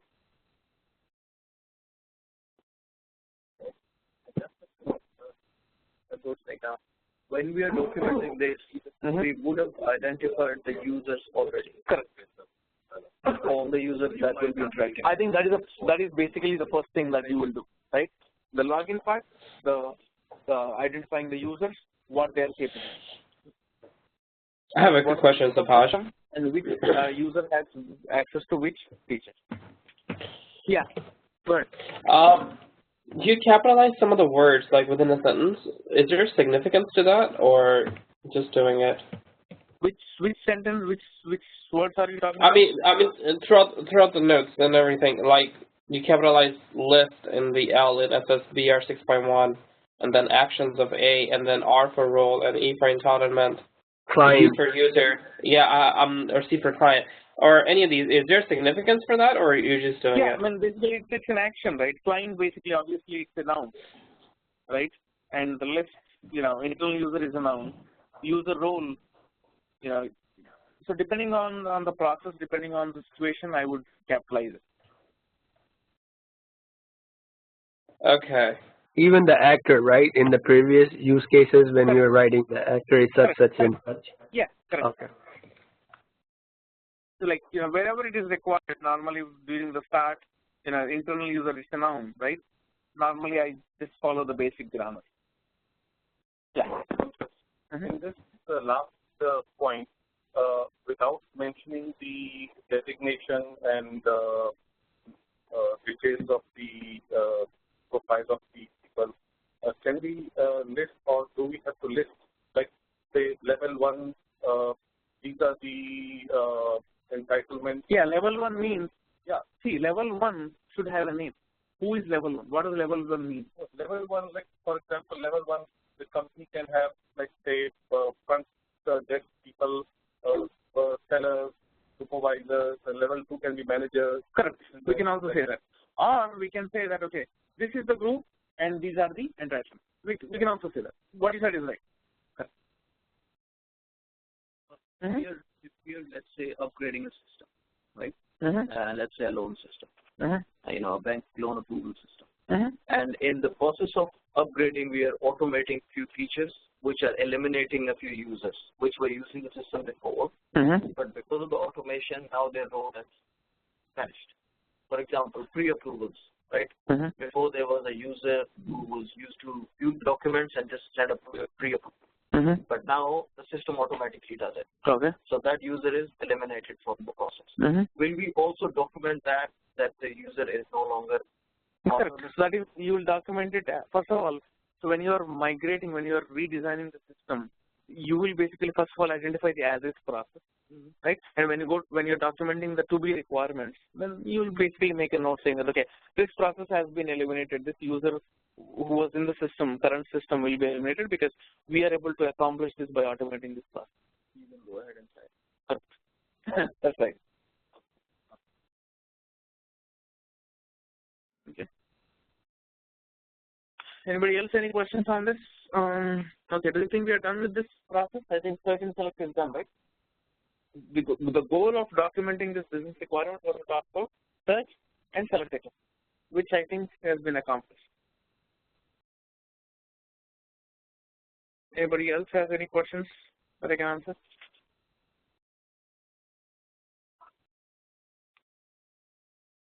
Okay, if you don't have questions, then what we'll do is we will go ahead and we start documenting the functional requirements for this process.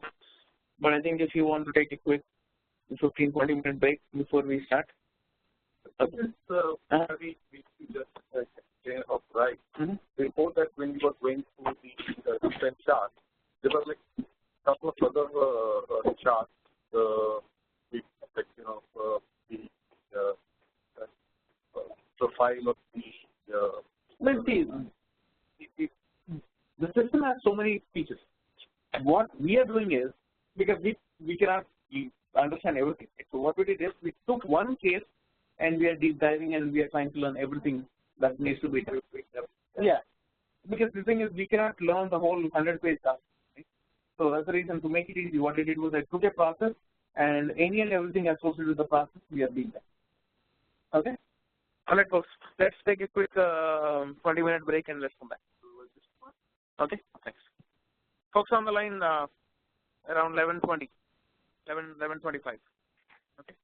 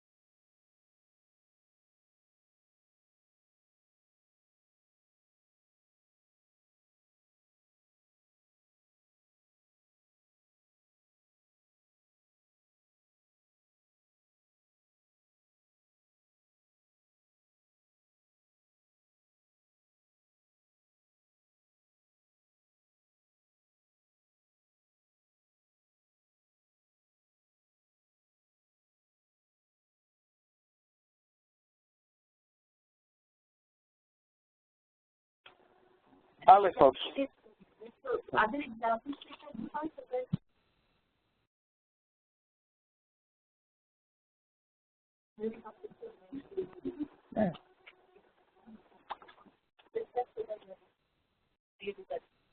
Right. All right, folks. So let's continue with our conversation. So the next thing that we want to Hey, document. Subhash, I have a question. I'm sorry, Yeah. before we continue. I was kind of confused with the internal users. Internal users are basically the people within the bank, or are they the clients themselves? Within the bank. Oh, within the bank. Okay. So, and the external would be the clients, right? Thank you. Okay.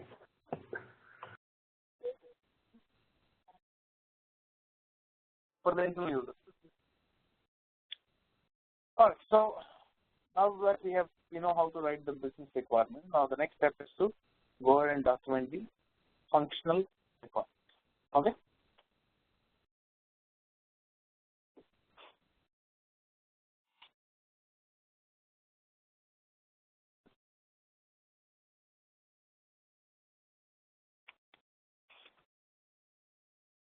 Remember, when you are documenting functional requirements, every business requirement you will have a corresponding functional requirement, right? So for mapping purpose, we will always map the business requirements against the functional requirements. So let me show you how it works.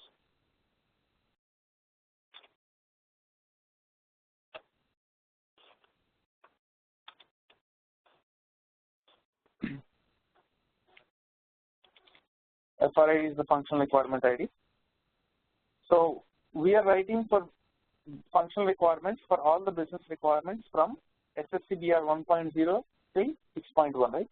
The goal is to address the solution for all these business requirements, because so far these business requirements are high level, and these business requirements are not good enough for any developer or programmer to implement the solution. So we need to break it down and come up with a low level information, which is in the form of functional requirements. So what we are going to do is we are going to go ahead and document the respective functional requirements for SSCBR 1.0 till 6.1, right?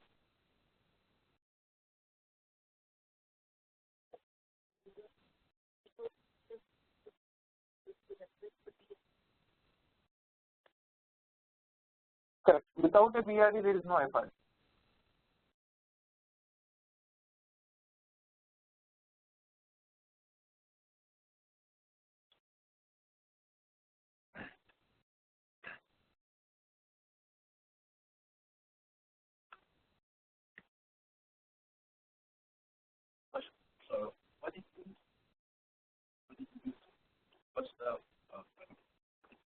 The purpose of putting this table together is I want to map and I want to exclusively mention for which business requirements am I documenting the functional requirements.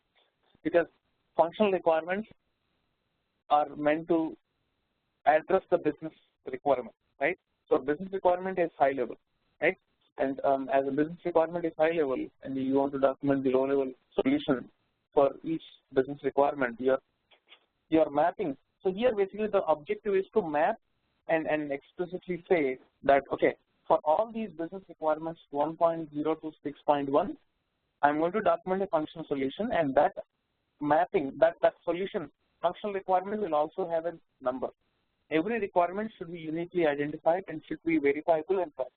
So for tracking purposes, to make sure that all the business requirements have functional requirements, we are basically assigning an ID, and we are basically documenting the respective functional solution. Okay? So this is for tracking purpose. Every requirement should have an ID.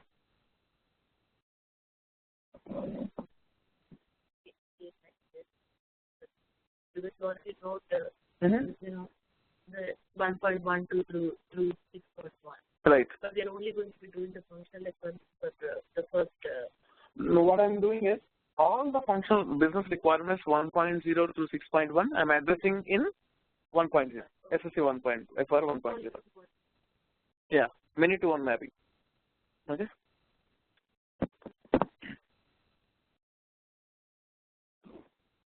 Okay. So basically to start with, let's go back to the screen one again.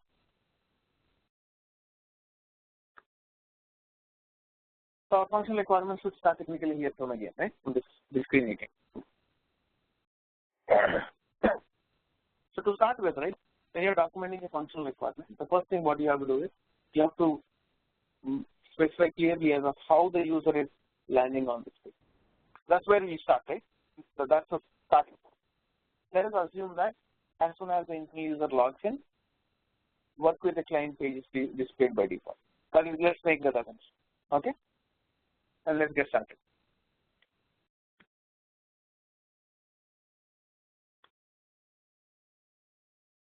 System displays work with the client page by default upon successful login. Oh, we can't see your notes. Oh, sorry.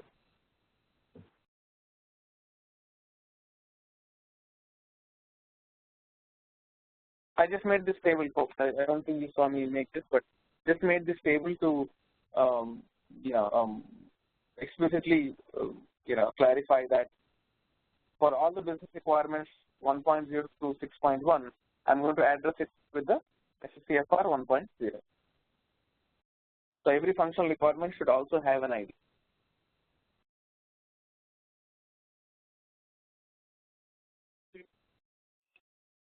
This is this is a description.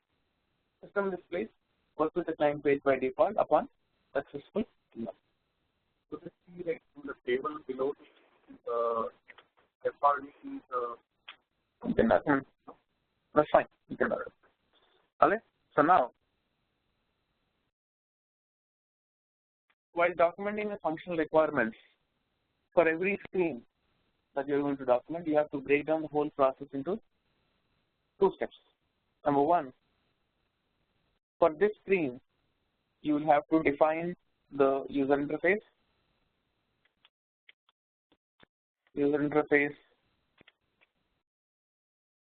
definition,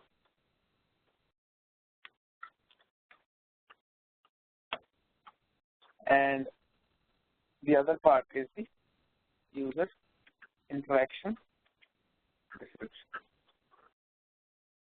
I repeat, when you are documenting the requirements, the functional requirements, there are 2 things that you have to document. One is the user interface definition. So you have to define the user interface. So what I mean by user interface definition is you are basically showing the functionality or features on a screen, right? So you have to tell the developers what is the screen going to look like, what are the different elements that are going to be displayed on the screen, the complete picture, from top to bottom, right? That is number 1. Number 2, user interaction description. User interaction description refers to all the actions or the exhaustive list of actions the user can perform on the screen, and for each action, how is the system going to respond? You got it?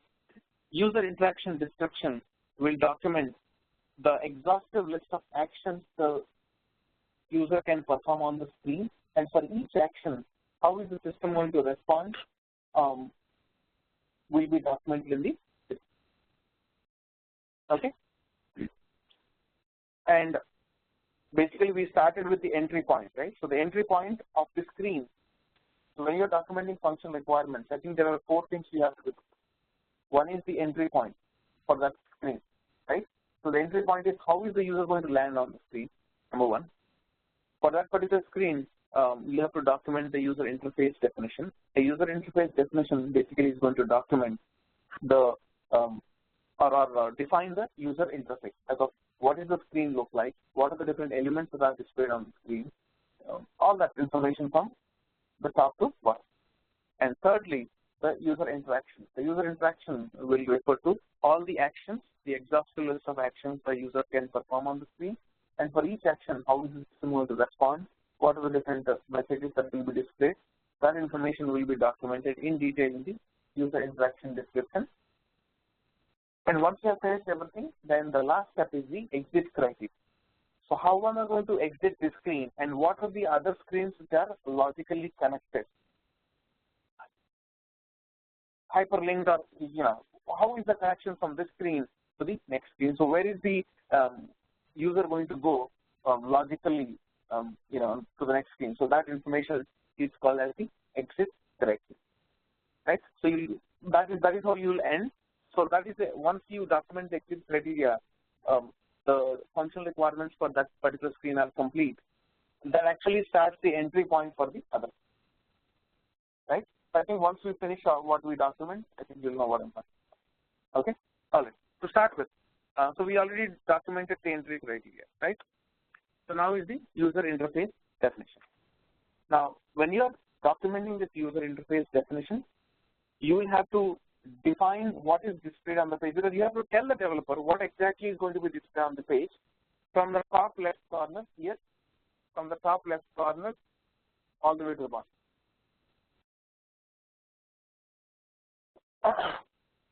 I repeat, when you are documenting the user interface,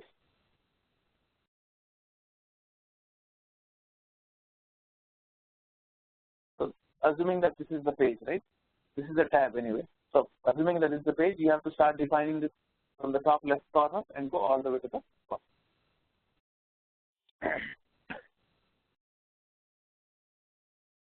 Correct? Okay. Let's get started. So how do we start this? What is the first requirement?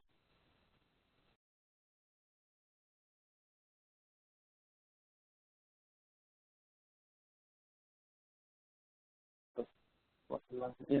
We have already assumed that the system by default So now we have to start defining this page. I have to tell the developer what he should, display on this page.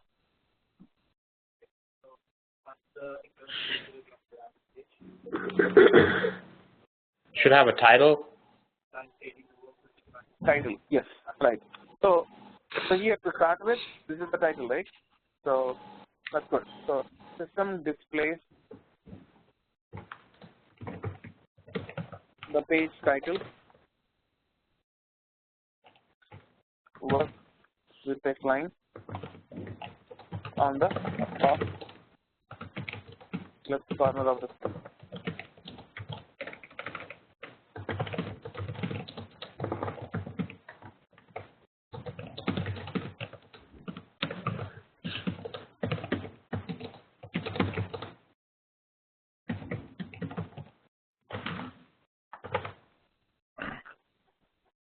Okay. What next?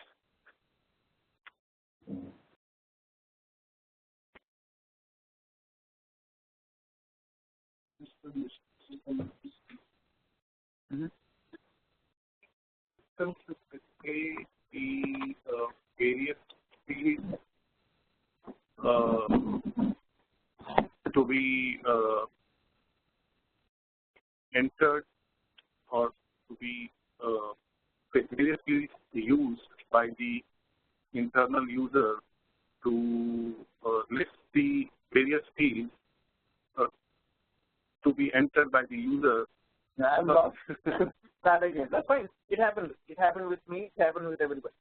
Number. System lists various fields to be entered by the internal user to verify the customer. Like you enter like client ID, care, all these various fields. Simple. We have the headers. Now, what is this? Under the header, what is this displaying? The text. Yeah, the text, right? So I'm not going to make it complicated. I'm going to make it very simple and easy for you. System displays. Basically, you're going to copy and paste what the system displays. But basically, from A to B, that's the same thing. That's on the they didn't want you to bring everything down and then just say what it's saying. You have to exactly document what has to be displayed on the screen. There cannot be any deviation. Everything.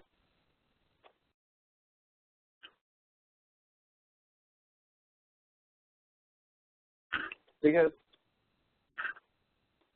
the development team is simply going to copy paste this on the code. Yes. So you have to be very clear on what you write. Okay.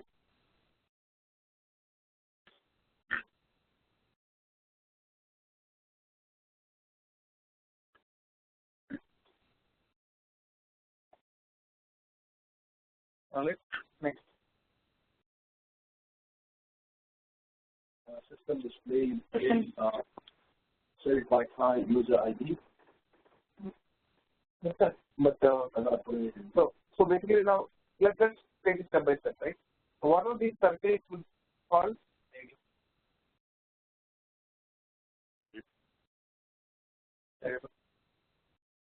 Radio button. What is this circle called? Folks on the line, anybody? Radio buttons. Radio button. And what are these boxes called? To insert text. It's a text box, right? I'll quickly explain you what is the purpose of having a radio button and a text box. Most of you know that a text box here that is being displayed is used for entering text, right?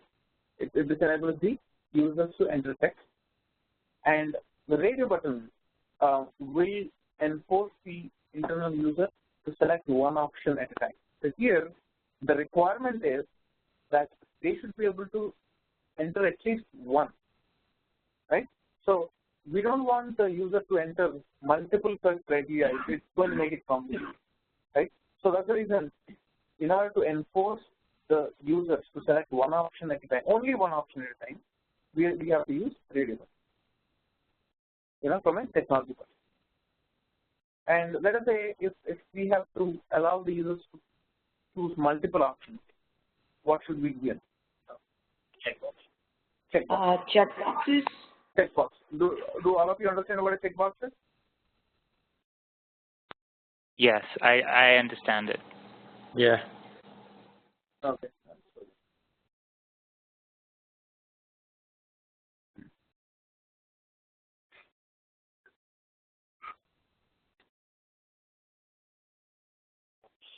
I would find it. So it would be like how you get it into multiple choice questions. So you have multiple answers to the question and you do it offline. Right. This is a checkbox. See, for example, let us say if I have to ask you to select your favorite sport, right? You can have multiple favorite sports, right? You can have hockey, you can have baseball, soccer, tennis. So I should give you multiple options. But if I want to ask you whether you are a smoker, there are two options. Either you are a smoker or you are not a smoker, right?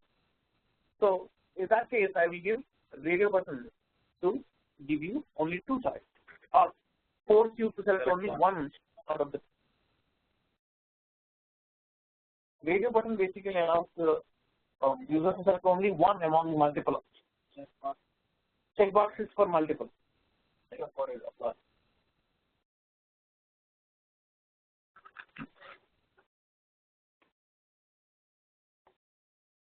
Okay. Any questions so far? Now, having said that, we know what the radio button is and what a text box is. Now what? How do we document it? Oh, system display the radio button with a section. Just a little display. Display. Yeah, Sarah, go ahead. The system displays 4 radio buttons. Do we use one by one, or can we just discuss all 4 in one step? I think you can put all 4 in one step. Oh, okay. So we can just say that the system displays 4 radio buttons from which you can select either one.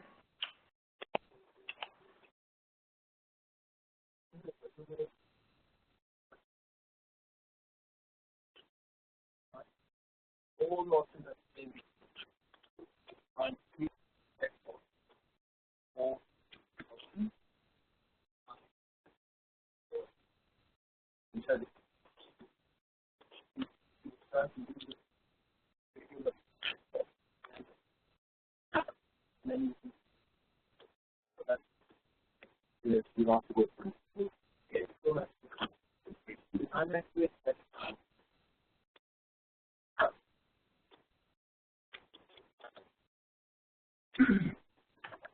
Subhash, didn't you say that try to avoid using the word like button and stuff like that?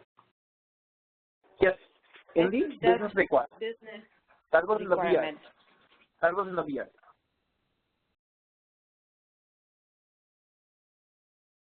Because business requirements only talk about the business needs. They don't talk about buttons and pages.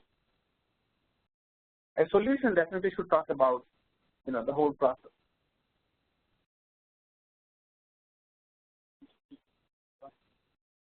You can say, you can mention that the behavior needs to be aligned to bullet. Yeah, not being big oversized starting this state. Under the above text, under the above text, which is you would know the exact location that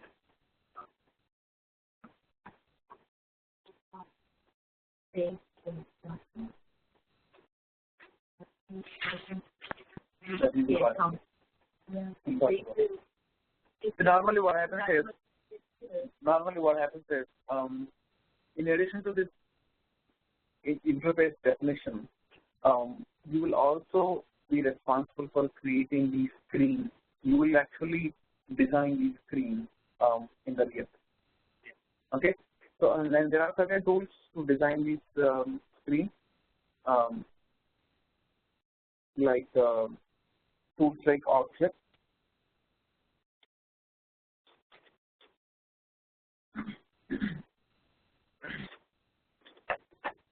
And Balsamic. I think these are 2 very popular tools in the industry. I think what you can do is at least for the sake of this assignment. Can you come again with those tools? What are those tools? Object and Balsamic. These are user interface markup tools. So with these tools, you can actually create and design these screens. Like the screen that is being shown here, you can actually design it by yourself. And to learn, let us say, Object, it will take 10 minutes. 10 or maximum 15 minutes. There is video. Once you go to, there is a website. If you go to object.com, you can actually download a trial version of Object. Very simple. There will be video, 5-10 minute video. Watch it, and the designing is so easy that all you have to do is drag and drop. or like visual. Like video, yeah. Okay. Yeah, just like video, drag and drop. This FRD document, is it for our internal use only, or it's reviewed by the stakeholder also? For everybody. It could be for, it is for business, it is for design team, it is for development, it is for testing team. Everybody is using it. If a technical architect has to design the architecture, he is required. No, our means like when we are working for a company, like our team will have all people like design, development, QA, etc. But Stakeholder. Is it reviewed by the stakeholder also? Of course. Stakeholders are dictating the requirements. You are documenting the requirements as a BA, and you will have them reviewed and officially signed off. I was actually talking about the electronic email confirmation, right? So that's what you're doing.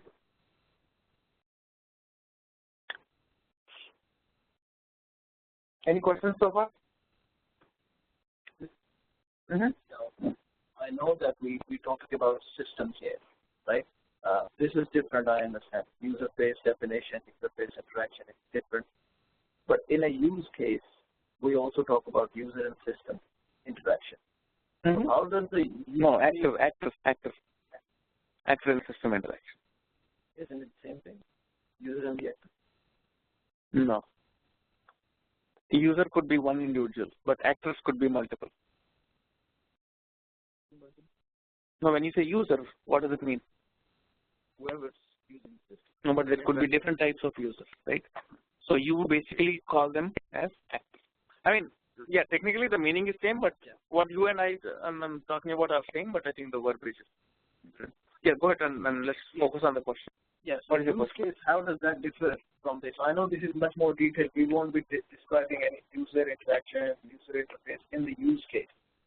But use case is doing the same thing as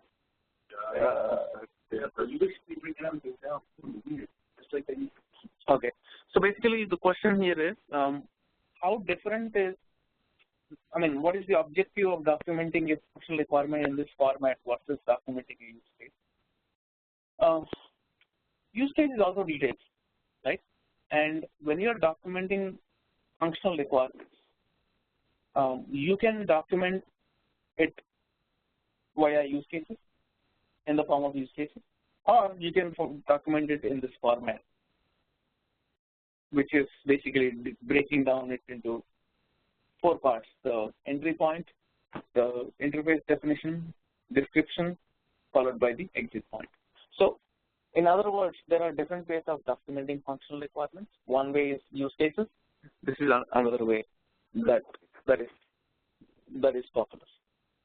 Okay. So, right. The choice of the English. In use cases, will we actually document user interaction, user interface definition? You will. You will if the client is asking you to do. Actually, you will actually have one more attribute if required. You can have one more attribute which says user interface, UI markup, and you will actually attach the screen to the use case. Okay. Yeah, but it's just that functional requirement is almost identical to use case. That's why I said one way of documenting functional requirements is by use case. And so, in a waterfall, do we do that, or in an agile, we would document use cases? Wherever you want. Normally, when you're working in an agile model, you basically may create use cases or BRD or FRD. See, it all depends on the customer, right? So when you start documenting requirements, they will let you know what format is required. You know, you have to just follow the standards and follow and write it accordingly. Okay. And user stories, you know, I hope I'm not bad, but I think you would have talked about it in agile stuff. Right. So user stories, so that can also be documented in that. Here. Yeah. User stories are pretty much like, it's like a narration, kind of description like this, everything in paragraph together. So that's probably more used. Correct. And the main difference. Correct. So the main difference between SRIT document is the fact that here we are not going into detail about how the client is going to ask each subtext, like by client user ID. No, we are still going to do it. Yeah, that's part of the user interaction description. I think, you know what, let's go ahead and finish this, and let's, you know, if you still have questions, we can compare. Okay. One question. Actually, when the method of getting a requirement, whether by use case or by BRD and FRD, That is predefined by the organization. The project manager or the lead BA will tell you in what format do you have to document, and also normally what I believe in is when I start working in a new project, new client location, before I start documenting anything, I would just go back and look at their format, their style of documentation, and just follow it. I wouldn't try to do anything new, because if you try to do anything new, they'll not like it. Yeah, most of the time. My thing is there a functional requirement for like when you get the requirements of the client, right? Which is before the website that you first. And is there a use case for like after? No, okay. Okay, your question is there a use case after the website is built, after the implementation is complete? Is that what you're saying? What is the purpose of use case? The purpose of use case is to define the sequence of actions between the system and access, right? As that will be done normally as part of the requirement, right? But once the application is developed and it is live, you'll have something called as user manual, right? There is a difference between a user manual and a use case. The purpose of use case is to define and document the requirements, and the purpose of user manual is to tell people how they can go and use the system, right? You know, every product has a user manual, right? So the user manual basically will be created after the product is developed and released. Before it's released, along with the release, you will publish a user manual. Got it? All right. So moving on to the next step.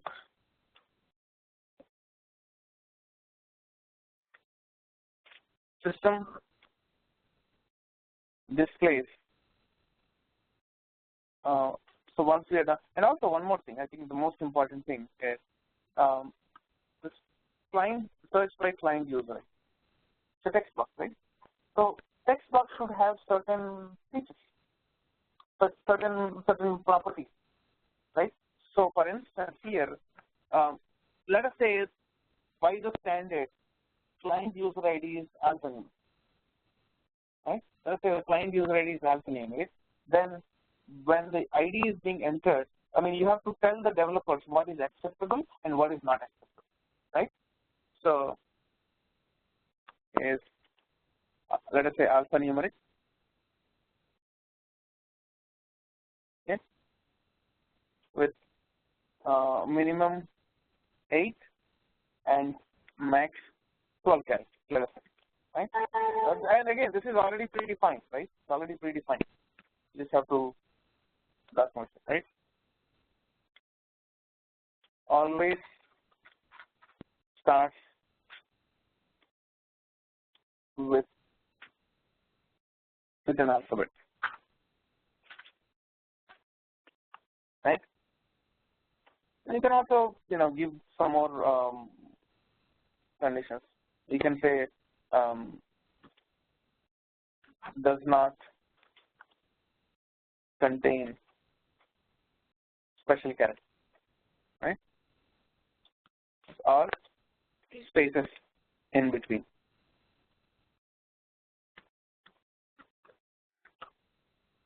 Okay, so these are things that you may want to document as part of the requirement.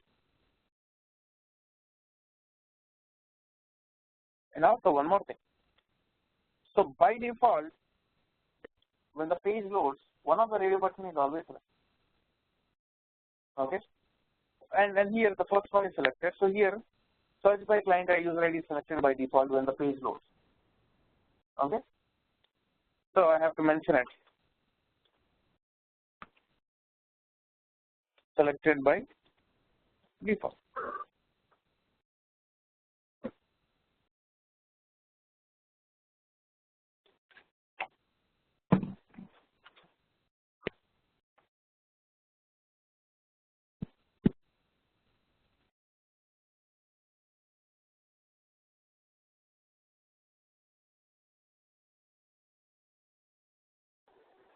Alright.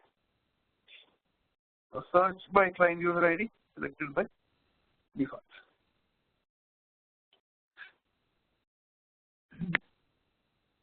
And you can basically go ahead and document the respective requirements for each of the text box, like if it is the account number is alphanumeric, what is the minimum number of characters, all that, client name, for each text box you will document the respective properties accordingly. Okay.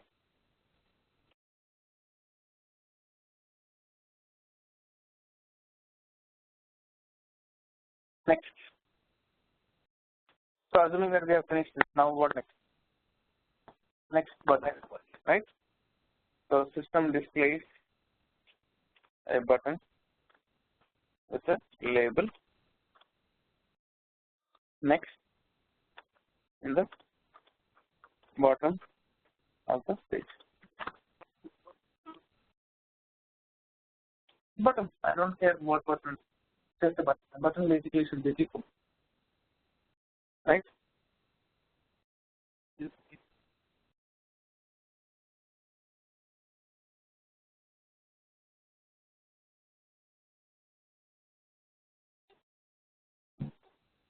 Push button, yeah, push button.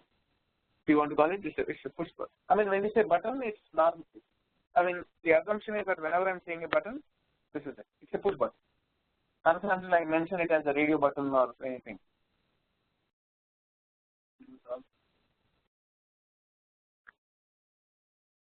Okay. So now tell me, do you think it's complete or is there anything else that?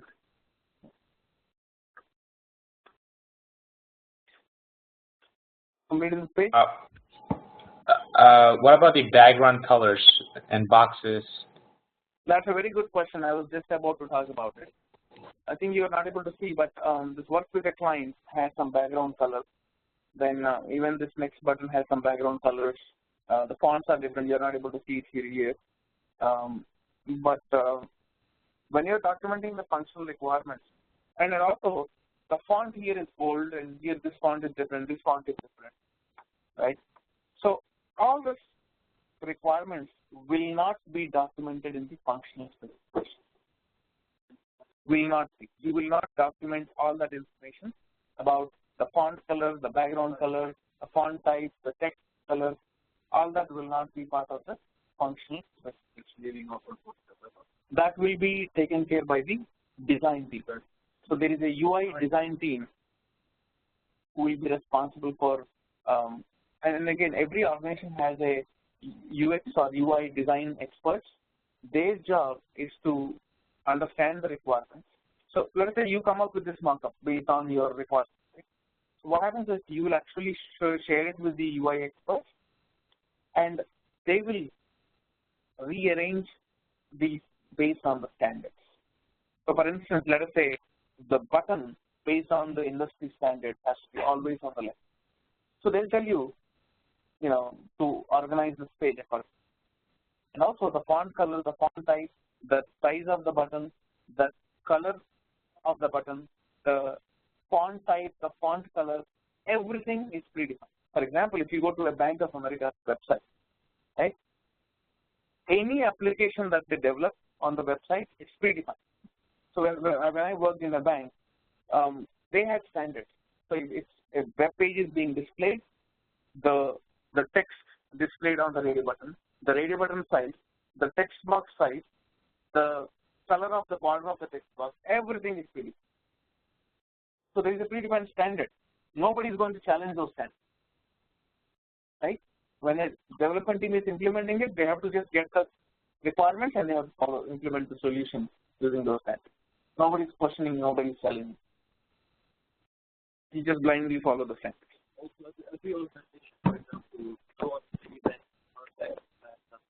They have a standardized page. That page will not stand out from the rest of the website. Right. So the display and everything. Everything is going to be the font.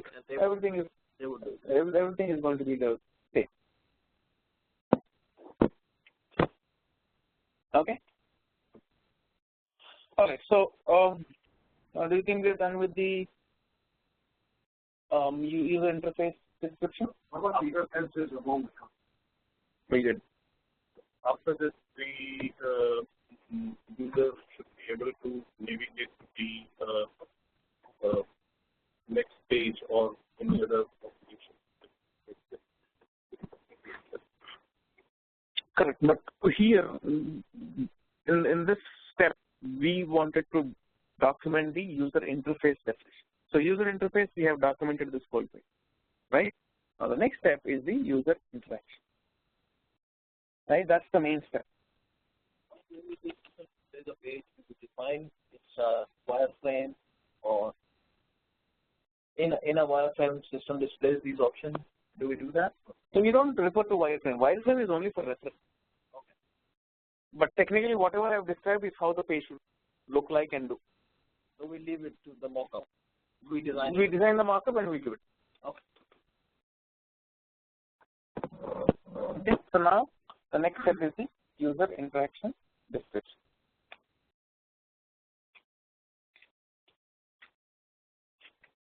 Okay. So how do we start this?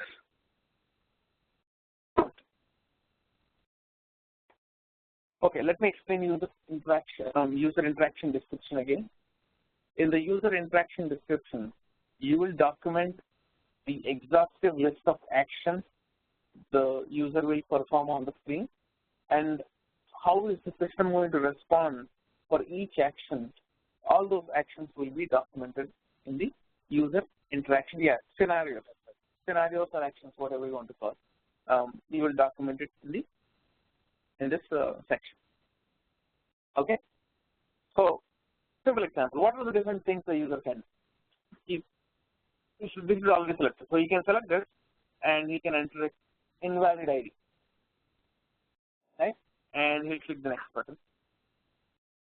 Then he'll select the other variable button, and he'll enter invalid or some spaces, whatever. So he can do any and everything, right? So he can basically play around.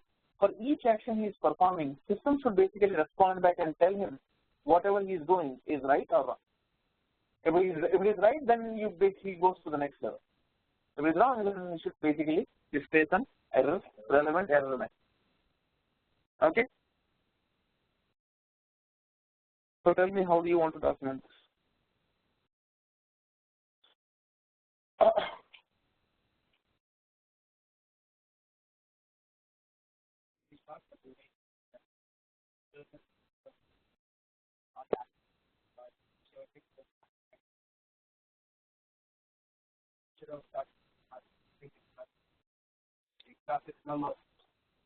So to start with, the first action is selecting variable, right?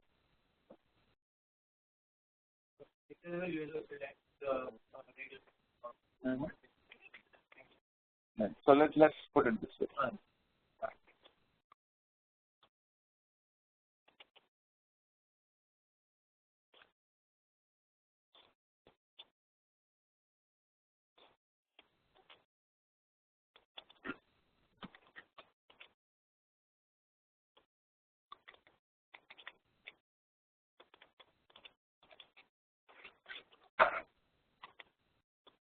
See, everybody has a style of writing.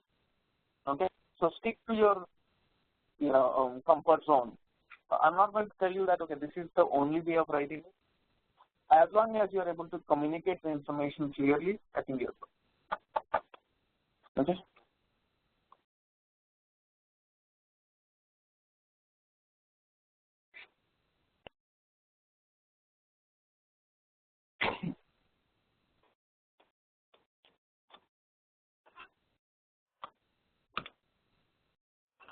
Yeah.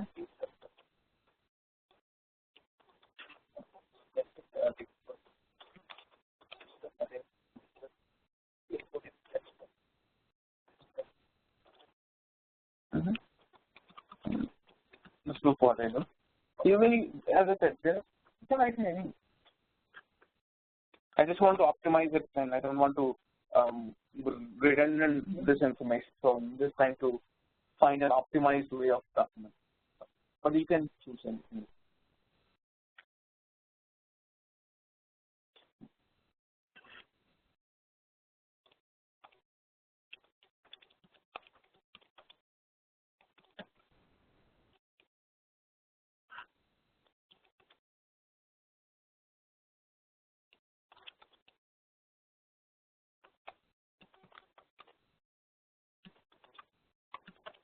It is pretty much the same thing that we think basic flow. Not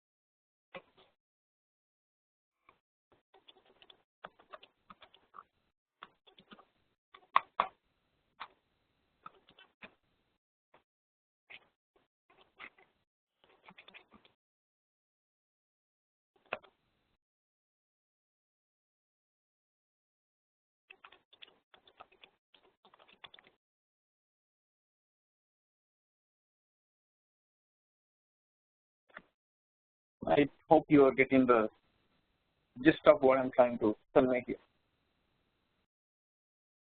So once we have documented all the options for the client user ID radio button, then you go ahead and you document the next one, which is the.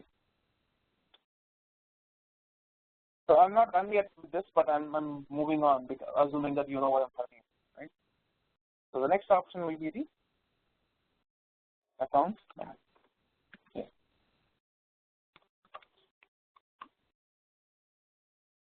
And you basically move on. Save.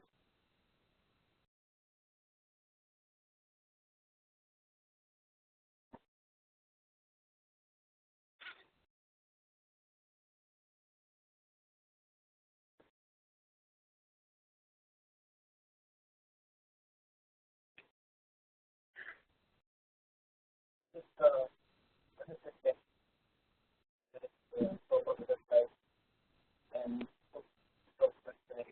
the user is able to navigate.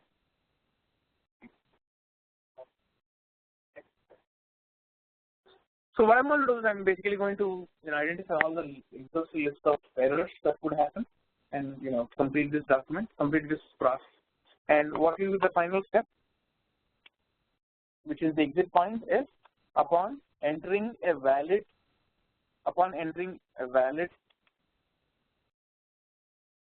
search criteria and clicking the next button, system navigates the internal user to the search results page. So this is the exit criteria for this page, and also the entry criteria for the next page, for the search user page. Now you start documenting. Now we know how the user is landing on this. Now for this page again, you start up the user interface. From the top left corner, the user interface definition and the user interaction page.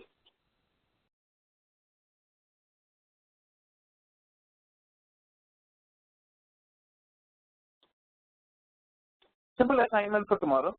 what I want you to do is, I want you to document the functional requirement for the search results page. Search results page. This is the search results page, and the actions page. I repeat, what I want you to do is, I want you to document the functional requirement. So when I say functional requirement, for this screen, document the user interface definition and user interaction. I'm not going to give you any screens or anything. Take a look at it. You just need to look at this a few minutes, and you can come up with the functional requirements. From where we left like that. You can start from here. You can continue from. Okay. You can just take, you can just take one Word document and you can just start off, with the action. What I'm saying is, like, after the action of clicking the next, we start from there, or you can assume that user is on the search results page, and you start off. Don't go back because we already did that. Tomorrow, what I want is, I want you to document the functional requirements for this page, which is work with the client. Okay, and select an action page. There's not much here, just write this page. That's good enough. Functional requirements. Yeah. If you want to make note of things, you can do it. Can I see the next page? You mean the previous page? This one? The last one. Yes, thank you.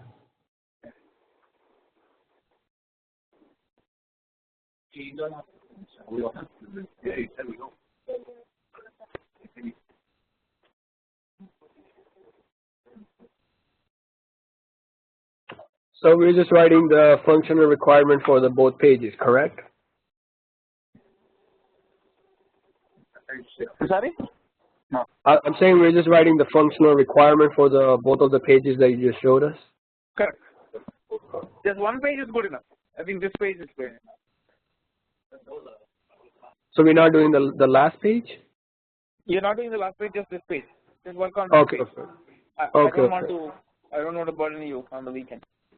All right. Okay.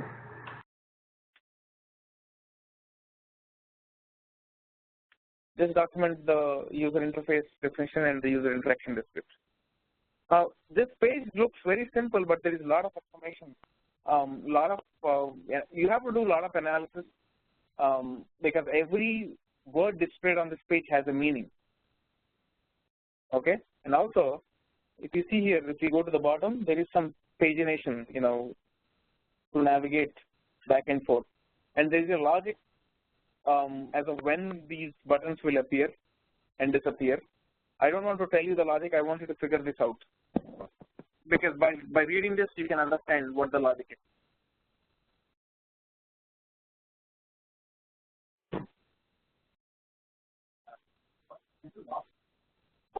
Care member ID. Account number, just put it as account number. Subhash, I have a question. Right above it says, above the name and user ID in that entire row, it says search results for in comma. What is in comma? Is it A or O? Yeah, A. Okay. Can you go to the previous? Go ahead. Do you know why it is saying A? Yes. Because somebody typed A in the previous screen and hit search. Exactly. And also, it is actually showing 36 to 70 of 415. Do you know what it means? I'm sorry, what was the question again? It's basically showing 36 to 70 of 415. So it went to a certain page. It went to the second page instead of the first page. Right. So this screenshot was taken with the assumption that the user is on the second page. Right? Yes. Okay. And what else can you make this up? What is 415 mean? Total of 450 members. The total number of records that match the search criteria. Exactly. One more question. Can you go back to the previous screen? I just want to see if they typed in which criteria. Was it A? Okay, they didn't type anything up here. Yeah. Was it under the client user ID or care member ID? Which one of these? It could be anything. I mean, it could be anything. Okay. Yeah, it could. It definitely will not be care member ID. It's not account number, but you can just take anything, right? Assume, let us say, I mean, it will display multiple options only when the client has entered name or banker. In other cases, I would assume that it's going to display only one record. And when it displays the results based on your whatever you have entered, does it display on a chronological order, like an ascending or descending order, or? No, that's a very good question. It's basically sorted based on the name, alphabetically from A to Z. That's a very good requirement question. So what he's asking is, let us say if there are more than one record, how do I organize? How do I display them? This is the question. So it's organized alphabetically A to Z. Alphabetically from the name perspective, or is by the name? It's sorted by the name. Correct. Name. Okay. Yeah. With a last name, comma first name, or first name, last name? First name and last name. First name, comma last name. Okay. Well, I think these are very good you questions. can't have first name, comma last name. I think it would be last name, comma first name, or first name, last name with no comma. Display it with the first name followed by the last name. Okay.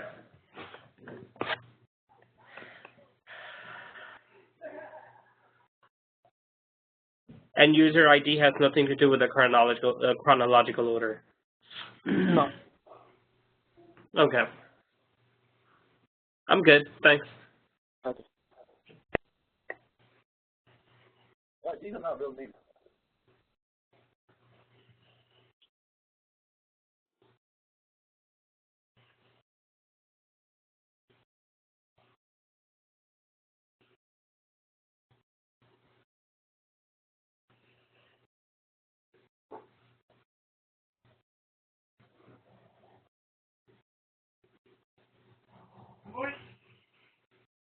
All right, Sarah, I think you have a question, right, Sarah? I was wondering what if the internal user does not type in anything, like for instance, we have A in this case, right? So it you mean to say if the results do not match, right? None of the results match, then yeah.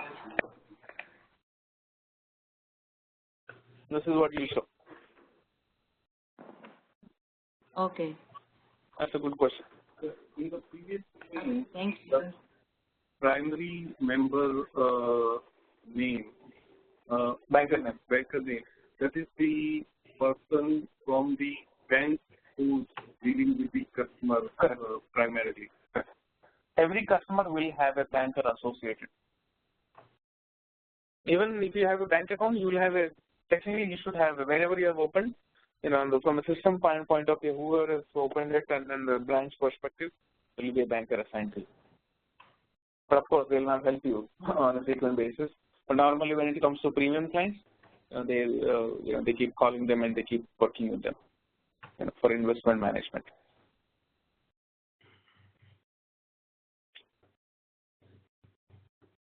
Hi, Subhash, I have a question. Yeah. Do you want us to upload this on the assignments page, or do we just write it down and we'll discuss this tomorrow? You can basically upload it in the assignments page. Okay, thank you. Okay.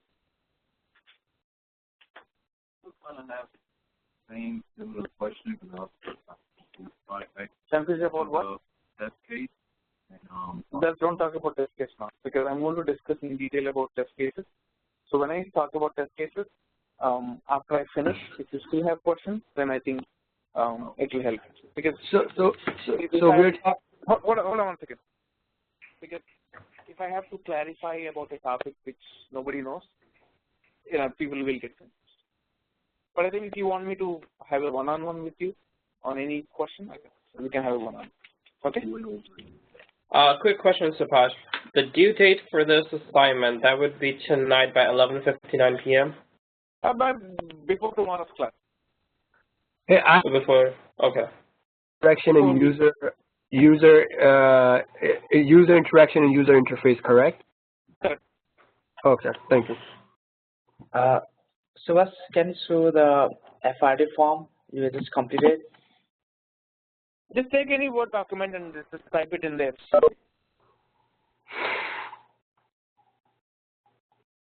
Okay? Mm-hmm.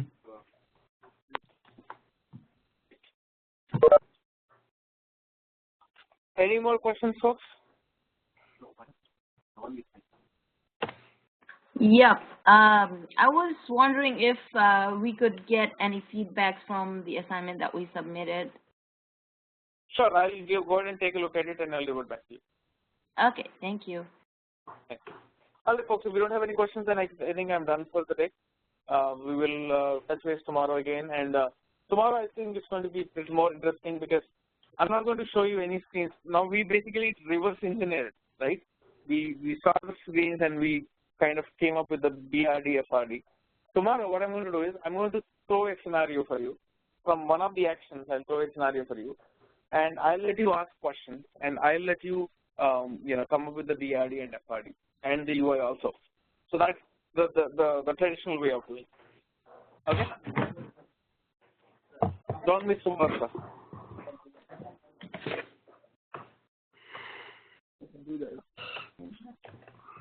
We can take one example here and we can take any example. All right? All right, folks. Thank you very much. Bye.